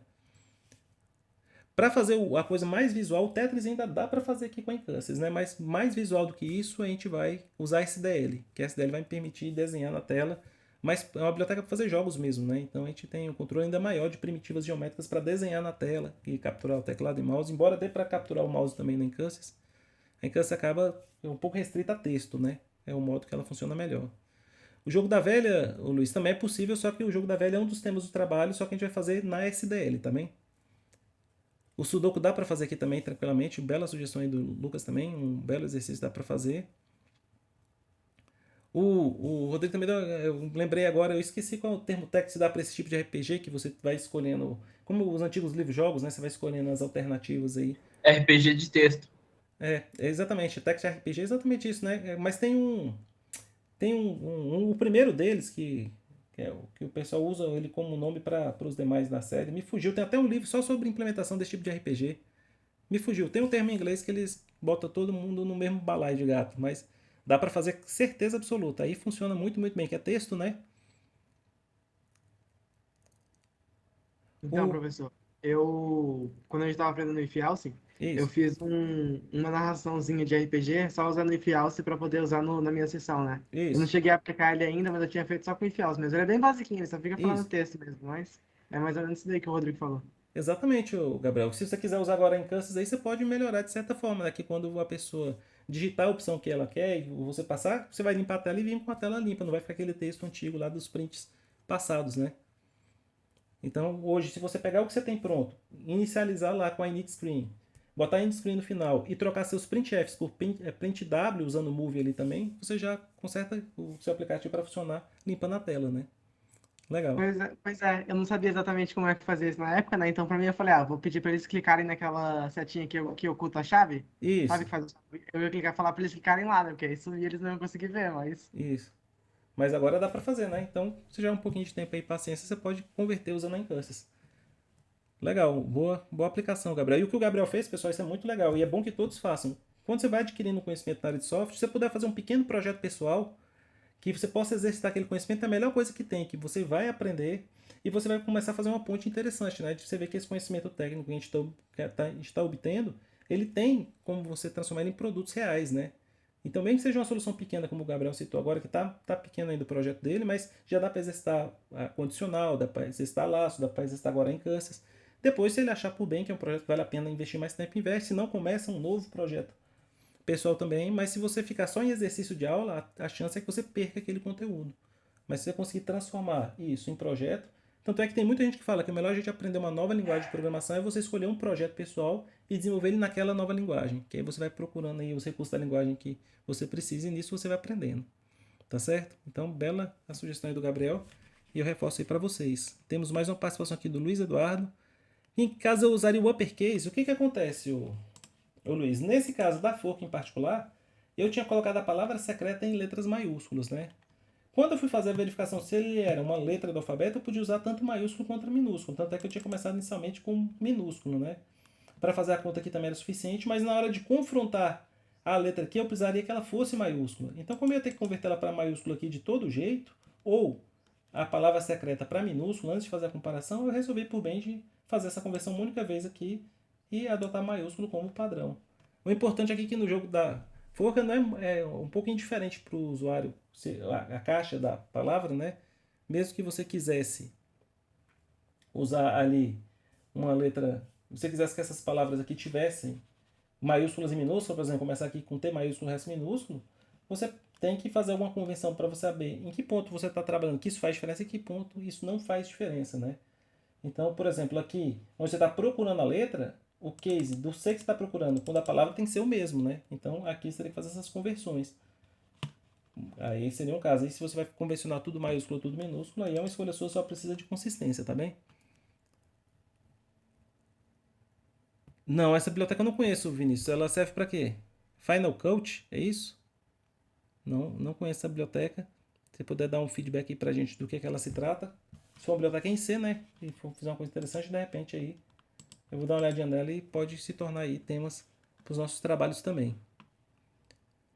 Então é isso, pessoal. Como eu falei para vocês, nesse segundo módulo dos 4 do nosso curso, para a gente fechar isso daqui, eu vou abrir espaço para quem quiser tirar dúvidas em relação às listas, tá? O primeiro módulo foi para começar a entender como é que funciona a linguagem C, variáveis, condicionais e laços, né? Com essa parte, na verdade, os laços até começou já no segundo módulo, laços, funções e bibliotecas, é para expandir aí absurdamente o nosso leque de possibilidades, né? Então veja, só de conhecer a Encansys agora você já tem certamente aí a visão a mais aberta do que você pode fazer com a linguagem C. Quando vocês verem SDL, então, a coisa vai ampliar mais ainda. E a coisa vai, à medida que você for estudando e se aprofundando, ampliando, né? Então a linguagem C é uma linguagem pequena, ela tem poucas palavras reservadas, poucos construtos, a gente já viu aí 75% para 80% da linguagem, a gente vai ver os 20% que falta ali, pelo menos 15 desses 20% que falta agora no terceiro módulo, e daí para frente é exercitar mesmo, resolver problemas, aplicar esses conhecimentos em pequenos projetos, trabalhando em projetos maiores, e você vai exercitando e vai abrindo aí sua cabeça, né, em termos de possibilidades. Então isso é muito interessante que a gente faça um estudo, sempre tendo em vista para que a gente está fazendo esse estudo. Então a gente está aprendendo a linguagem C, dentre outras, para que o computador realize tarefas que resolvam problemas que eu tenho, ou que o meu cliente tenha, ou que minha família tenha, ou que minha sociedade onde eu vivo tenha. Então você vai ter um problema e você vai ver se você, dentro do conhecimento que você tem daquela linguagem, das bibliotecas que você conhece, você consegue propor uma solução. Você está pensando numa boa solução, mas você, por exemplo, não sabe como você quer uma solução para enviar SMS ou e-mail automaticamente. Você fala, bem, eu entendi o fluxo aqui, a pessoa vai mandar mensagem, eu vou processar essa imagem, essa mensagem, vou adicionar aqui mais algumas informações, vou procurar aqui mais alguma coisa aqui para responder essa mensagem. Por exemplo, imagine que você quer responder um orçamento. A pessoa fala na mensagem quais os itens que ela quer comprar e você quer responder automaticamente um orçamento. Então você primeiro passa ali naquela mensagem linha a linha, procurando o nome dos itens, cada item que bater com sua lista de itens que você vende, você captura o preço, prepara o orçamento. Agora falta só mandar esse danado desse e-mail de volta, né? Aí como é que faz isso? Você vai procurar alguma biblioteca em C que te permita enviar uma mensagem. E você estuda ali quais são as funções que deve chamar, em qual ordem, em quais parâmetros. Estudo pronto, você está com o sistema resolvido. Então, é bem... Hoje, está tão rico, afinal, C é uma linguagem de... vai fazer 50 anos agora, né? Não sei se foi 72, 73 exatamente, mas está aí beirando 50 anos. Com certeza tem uma biblioteca que, em termos de funcionalidade elementar, que já faz o que você precisa. Se você cair no caso raríssimo de não achar uma, aí você também vai ter condições de fazer como a gente viu. A gente também pode construir nós mesmos as bibliotecas. Ou se a biblioteca que você está usando não está satisfatória, você quer fazer uma melhor, você também pode criar a sua própria biblioteca. Mas já há bastante coisa interessante a se conhecer e a se usar. Talvez você está dizendo que é semelhante a Encansys? Legal, vou procurar. De repente ela é mais moderna, né? Eu fiquei até preocupado porque eu uso a Encansys há muito tempo. E quando a gente viu aqui no repositório, eu vou voltar aqui rapidamente, que, entre aspas, a última versão tem 11 anos, talvez. Então está na hora de usar alguma coisa que seja um pouco mais atual, né? Embora ela seja aí uma biblioteca aí bem conhecida aí já da comunidade de software livre, vale a pena dar uma olhadinha aí se tem algo mais moderno. Vou seguir a sua dica aí e vou procurar saber. Muito bem, então passemos então para esses últimos 20 minutos para resolver exercícios da lista. Deixa eu abrir aqui o background para poder localizar os exercícios de vocês. O Luiz Guilherme está dizendo que não está conseguindo pegar a ideia do 1803. Vamos abrir ele aqui agora. Matring. Vamos dar uma olhada aqui nesse exercício. Então a Matring é uma mistura de matriz e string. Ela foi desenvolvida pela Unilar, né, isso aqui é um contexto aí, provavelmente dessa universidade, né, para manter mensagens seguras, discutas, né. A primeira e a última coluna de uma matring guarda a chave para traduzi-la na mensagem original. As colunas restantes de uma matring representam uma string codificada em ASCII, uma coluna por caractere. Para uma mensagem de n caracteres, a matring deve ter 4 vezes n mais 2 dígitos. Cada coluna é lida como um número de 4 dígitos. Uma sequência de dígitos de cima para baixo é mesmo que uma sequência de dígitos da esquerda para a direita na horizontal. Muito bem, seja o primeiro número F, o último número L e os restantes uma sequência de números MI, com MI variando de 1 até N. A primeira coluna de uma matring é indexada por 0. Então vem a coluna 0, coluna 1, 2, 3 e a coluna 4.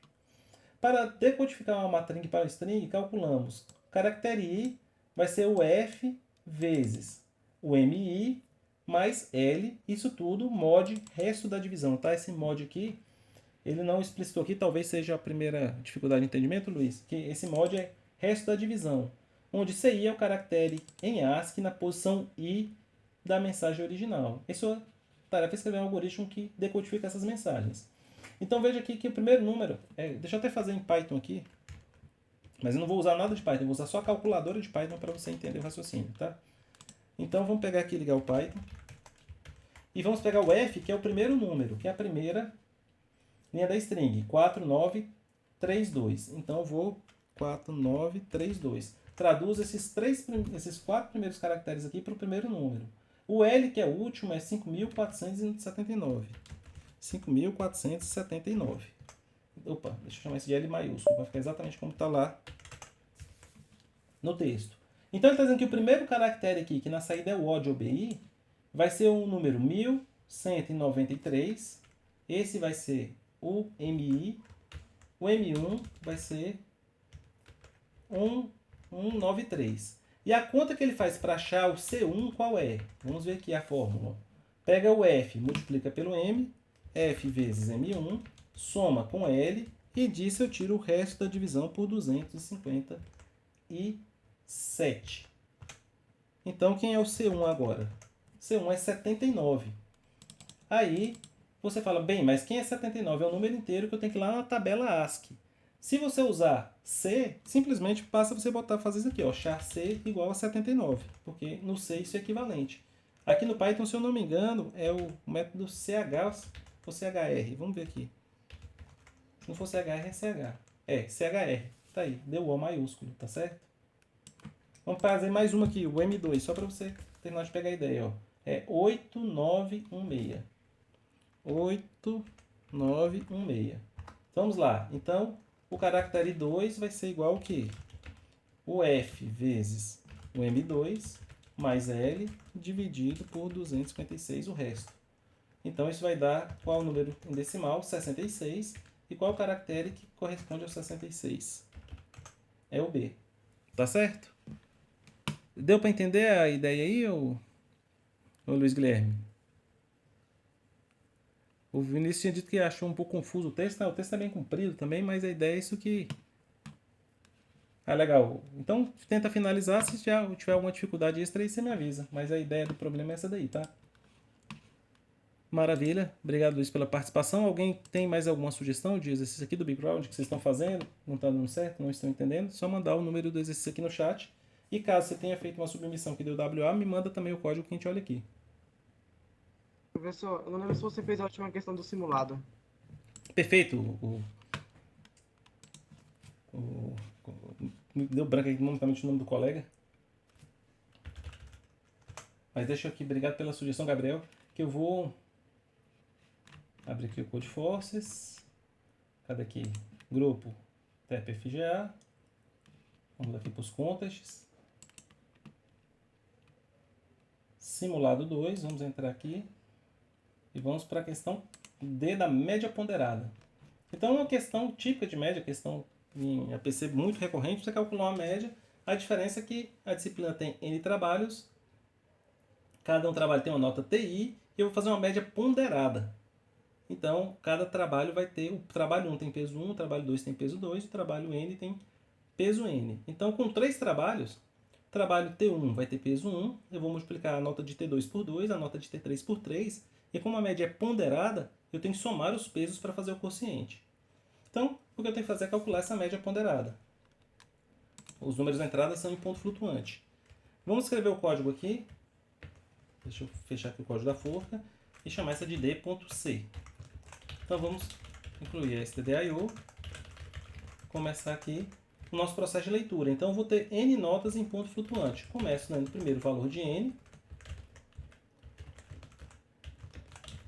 E depois eu vou precisar um vetor de variáveis em ponto flutuante, que são os T's, com N posições. Bem, como é que eu preencho essas N posições? Faço um laço variando de 1 até N, de 0 até N menos 1, perdão. E cada um deles eu vou ler um número de ponto flutuante. Lembrar, pessoal, que para ler double tem que usar LF. Para escrever é só F. Se você usar LF para escrever double, pode dar erro na impressão. Eu já vi muita gente errando, infelizmente, só por causa desse pequeno detalhe. Então, atenção a isso. Capturei todos os elementos do vetor. Deixa eu parar nesse primeiro momento e fazer uma primeira sessão de compilação aqui para ver se está tudo em ordem.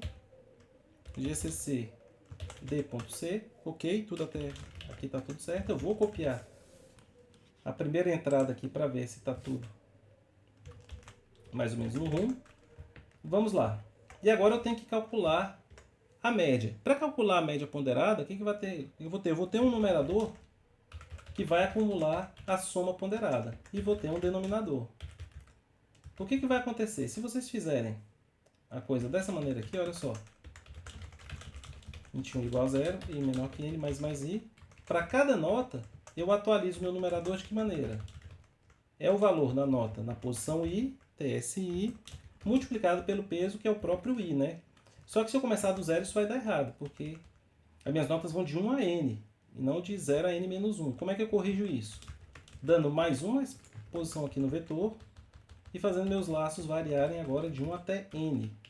Por isso que é importante botar essa posição extra para que os índices caibam dentro aqui do meu vetor TS. Veja que o índice 0 ficou inutilizado nesse problema, mas pelo menos os demais que eu preciso estão com o índice correto. Então, no índice i tem peso i, e o meu denominador, que é a soma dos pesos, eu incremento em i. Então, a minha média, no fim das contas, vai ser o quociente entre o numerador e o denominador, que eu quero imprimir isso agora, sabendo se ele passou ou não. Ele passa se ele tem média maior ou igual que 5. Então, eu vou imprimir uma string aqui, que vai ser o seguinte: a média é maior ou igual que 5? Se é maior ou igual que 5, ele passou, caso contrário, ele não passou. Em seguida, eu tenho que imprimir na linha de baixo a média com duas casas decimais. Ponto por cento, ponto 2f. Veja que para imprimir o float usei um f só, não usei 2. E a média? Muito bem, o que ele está reclamando aqui? Que a média não foi declarada, porque não é média mesmo. Ok, vamos compilar de novo. Vamos executar a .out. No 1, sim com 7.0, vamos capturar a segunda entrada em 2. Então, a .out em 2 deu não com 3.67.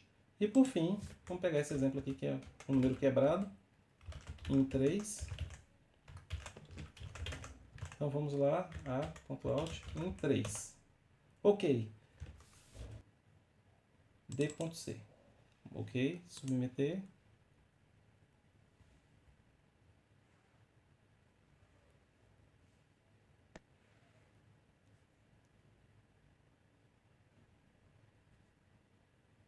Vamos esperar um pouquinho.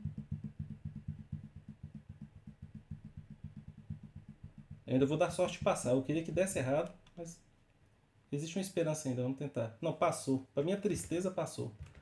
Eu não queria que tivesse passado e vou explicar para vocês que algumas pessoas fizeram e deu errado. Eu vou trocar isso aqui para inteiro, tá? A única modificação que eu fiz é trocar aquilo para inteiro. Vou rodar aqui o caso 3, só para vocês verem que continua passando, mas esse agora não vai passar. Cadê? Voltar aqui para o problema.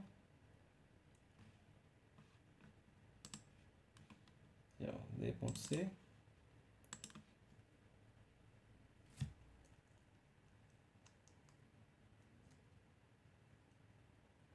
Aí, deu o resultado parcial 5 pontos. E o que aconteceu que não passou agora, só com essa pequena modificação? O que ele vai me falar aqui, o resultado aqui é só baseado nos casos de teste, né? Ele não vai me dar aqui o teste que deu errado. Passou os 3 corretos. E qual foi o problema aqui agora, pessoal? Nessa única besteirinha aqui, nessa última modificação. Vejam vocês que no pior caso do problema, deixa eu voltar lá para o texto do problema. No pior caso do problema, esse n vai até 2 vezes 10 à quinta. Então, se eu somar os números de 1 até 2 a 10 à quinta, esse resultado vai dar o quê? Vou pegar o valor exato aqui, usar aquela fórmula de Gauss, vou usar o Python que tem a aritmética estendida. O n é igual a 2 vezes 10 elevado à quinta. Então, a fórmula da soma é n que multiplica n mais 1, isso tudo dividido por 2. Então, esse número aí, ó, vou botar a divisão inteira. Divisão inteira. Muito bem. Esse número é maior que 10 à nona? É. Ou seja, não cabe no int. Então, se você vai por aquele caminho, você vai ter um erro de overflow. Então, se você faz isso, eu posso até fazer o seguinte, olha. Eu vou fazer aqui um teste.c. O que o código teste.c faz? Está lá na hora da prova. É ótimo fazer isso aqui, ó. Eu vou criar um caso de teste para mim, onde o n é igual a 2 vezes 10 à quinta. 1, 2, 3. Isso. 2 vezes 10 à quinta. Imprimo o valor de n em uma linha. E agora o que eu vou fazer? Int igual a 0, i menor que n, mais i. E eu vou pegar uma nota bem grande. pegar 10, que é a maior nota possível, né? 10.0 e o espaço. Depois imprimo uma barra. Então o que esse código serve? Para criar, imprimir para mim no meu terminal um teste que usa o valor máximo. Aqui, ó. Pronto. Eu vou guardar isso aqui tudo no arquivo, chama de entrada, e vamos rodar agora o nosso código em cima dessa entrada. Olha que situação interessante. A média deu negativa. Por quê? O denominador estourou. A partir do momento que o denominador estourou, eu tive problema de overflow e a média deu 0. E veja que esse teste que eu construí, embora ele seja muito grande, eu sei qual é o resultado correto. Porque se eu tenho todas as notas iguais, a média aritmética ou ponderada tem que dar aquele valor. Era para dar 10. E está dando menos 135,62. Os dois fix possíveis que você pode fazer primeiro é devolver isso aqui para ponto flutuante duplo, que tem a capacidade maior de armazenamento. Não é a minha solução preferida, mas funciona. Eu achei até que ela fosse dar errado, mas acabou passando, né? Então, rodando agora o teste pro in, sim, 10, perfeito. Segunda alternativa é botar isso aqui dentro de um long, porque aquilo ali é grande, mas dentro de um long cabe. Sim, 10. Aí você volta e recebe o AC. Então, se você receber um WA, é bom você construir alguns testes. Pega o menor valor possível, os menores valores possíveis de entrada, depois pega os maiores valores possíveis de entrada. Como eu falei, a entrada vai dar um arquivo grande, mas talvez você tenha uma noção, pelas propriedades do problema, qual é a resposta esperada para aquele arquivo maluco. Mesmo que você não soubesse exatamente quem que dá 10, você fala, bem, negativo não pode, né? Está dando negativo, certamente alguma coisa está estourando em overflow. Estou somando números positivos, multiplicando por positivo e dividindo por positivo, não sei que número é, mas positivo tem que ser. Aqui é uma nota de um curso, então tem que estar entre 0 e 10. Se sua resposta está dando 23, também pode ser que você está somando alguma coisa errada. Então vale a pena você construir certos casos de teste para você avaliar se o seu programa está quebrando. Um erro comum é esse aqui, ó, pessoal. Imagine que vocês pegam esse vetor aqui, em vez de alocar ele de antemão, você deixa ele já pronto lá em cima. Você fala, já vou deixar espaço suficiente. Aí você bota 2, 1, 2, 3, 4. Você esqueceu um 0 aqui, olha só. Aí quando você compilar aqui o seu código e executar para os testes da entrada, vai dar tudo correto. Mas quando você executar com o maior teste possível, aí dá problema de memória, porque você não tem espaço suficiente para 2, 10 à quinta. Aí é um erro que você não veria, você passaria nos primeiros casos de teste, são pequenininhos, mas quando pegar o maior possível, dá problema. Tá certo? Então são aí estratégias para você poder trabalhar durante a sua prova. Quando você está tomando WA, não sabe muito bem o que está acontecendo, boa parte de vocês tomam WA justamente nesses casos limítrofes. Ou que eu uso os menores valores possíveis, ou que eu uso os maiores valores possíveis. Então você pode já construir testes com essa qualidade aí e olhar localmente. Tá bem? Tá, aqui temos mais duas participações aqui no chat, uma do Vinícius, dizendo que a solução da 1960 está dando WA e ele não está entendendo o que está acontecendo, né? Ele mandou um print, está dizendo que o... Ele disse que tem diferenças encontradas. Você pode me mandar o código, Vinícius, que eu dou uma olhadinha aqui. Tá certo? Porque ele só está falando que há uma diferença aí entre os arquivos binários. Eu nem sei porque ele compara os binários, mas eu dou uma olhadinha nisso aí daqui a pouco. Ok, o Luiz Guilherme mandou as questões, comentários no grupo da sala. Ah, legal. Maravilha, ó, tá vendo? O Luiz disse que fizeram uma reunião, resolveram o simulado, botaram comentários e tá lá na sala. Então quem quiser ir um código com mais detalhes aí, fica a sugestão aí do nosso colega aí, que gentilmente cedeu aí os códigos aí junto com os outros no grupo. Legal, espera só o Vinícius mandar o código dele, a gente dá uma última olhada, finaliza por hoje. Lembrando, pessoal, que sexta-feira é a nossa prova, tá? Aquele mesmo processo de registro, a gente chega aí às 14 horas, vamos registrar vocês até às 14h20, quando a prova começa, e ela vai até às 10 para as 16. Então, 90 minutos, né? 1h30, 90 minutos de prova, 5 questões. Quem está fazendo as listas e está participando de todas as aulas deve fazer pelo menos 3 das 5 questões, não tenho dúvida quanto a isso. Alguns vão fazer um pouco mais, um pouco menos. Mas faz uma prova tranquilo, o importante é que é mais uma oportunidade de exercitar, de praticar. Se você não vem praticando, ainda está no tempo de você começar a praticar aí as listas, como os colegas estão fazendo, tirando as dúvidas sempre. Eu estou respondendo diariamente aí os colegas no Teams aqui, tirando dúvidas de submissões nas listas. Mas infelizmente são quase sempre os mesmos, né? Tem gente que não me mandou dúvida nenhuma vez, tem uns que mandam com recorrência e estão certíssimos e continuem mandando. Mas gostaria que tivesse mais diversidade no sentido de que mais gente estivesse usando desse expediente. Espero que estejam procurando ou o grupo de colegas ou o monitor, mas se você não está procurando ninguém, não está fazendo nada, você está se botando numa situação aí meio complicada para absorver esse conhecimento, que não tem outra maneira de absorver que não seja a prática, né? Por isso que tem as listas, provas, simulados e todas essas atividades. É sempre no sentido de vocês poderem exercitar o que eu estou mostrando para vocês. Quando eu estou fazendo aqui, muitos podem ficar com a impressão, falam, nossa, parece tão fácil. Difícil não é. Mas para que você tenha essa mesma facilidade para você replicar isso depois, você vai ter que praticar. Eu faço algumas coisas com mais velocidade porque eu já fiz isso muitas vezes durante muitos anos, né? Mas o... Professor, Foi quem me chamou? oi, Vinícius. Oi, Vinícius, pode falar. Eu tentei enviar aqui pelo chat, mas tá muito grande o código. Uhum.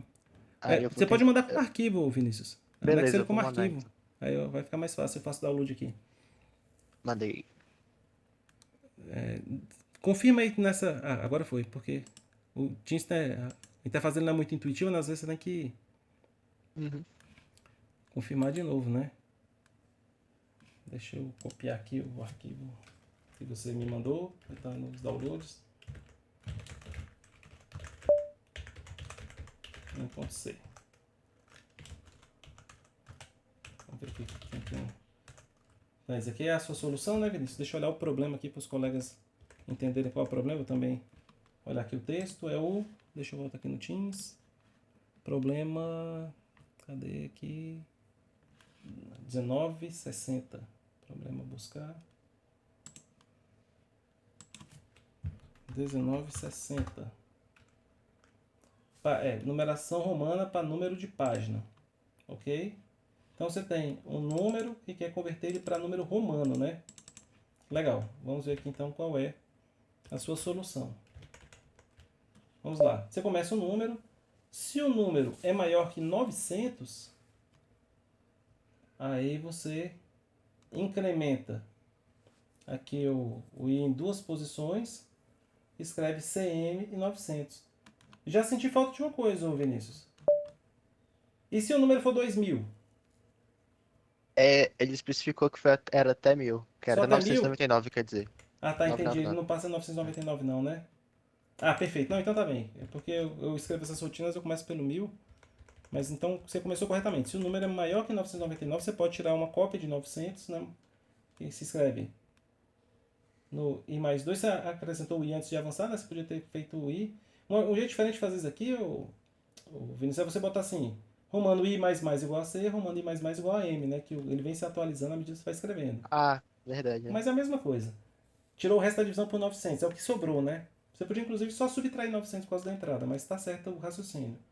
Permanece maior que 500, aí você vai botar a letra D e vai fazer aqui a subtração de novo, né?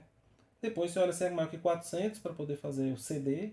Legal, essas duas só vai executar uma das duas, não tem como executar ambas, né? Muito bem, depois você vai para 100, aí você vai ver a quantidade de 100 que tem. Para cada um você incrementa, escreve o C no anterior, resolve por C, 90. C, 50 agora é o L, 40 XL, tá certo.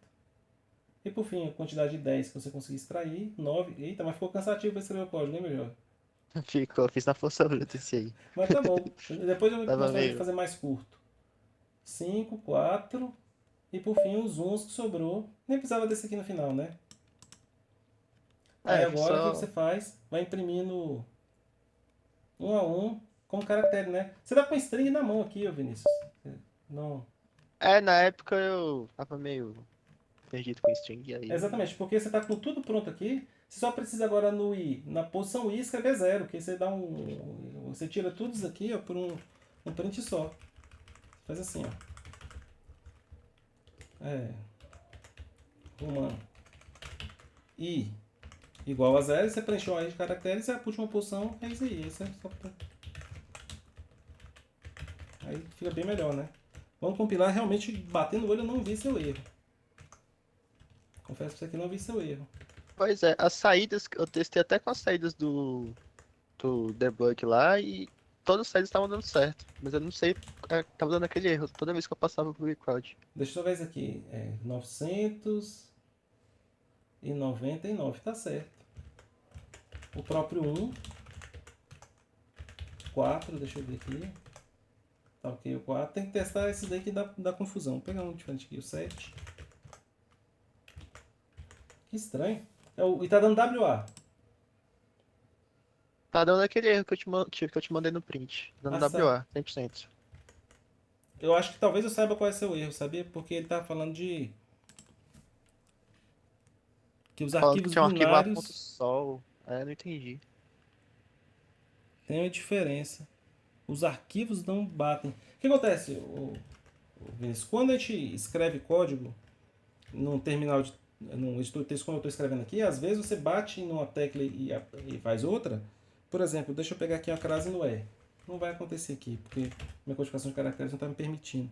Mas de vez em quando você faz uma combinação de caracteres que dá um caractere que não é imprimível e ele está fora da faixa ASCII. Ele é um caractere binário.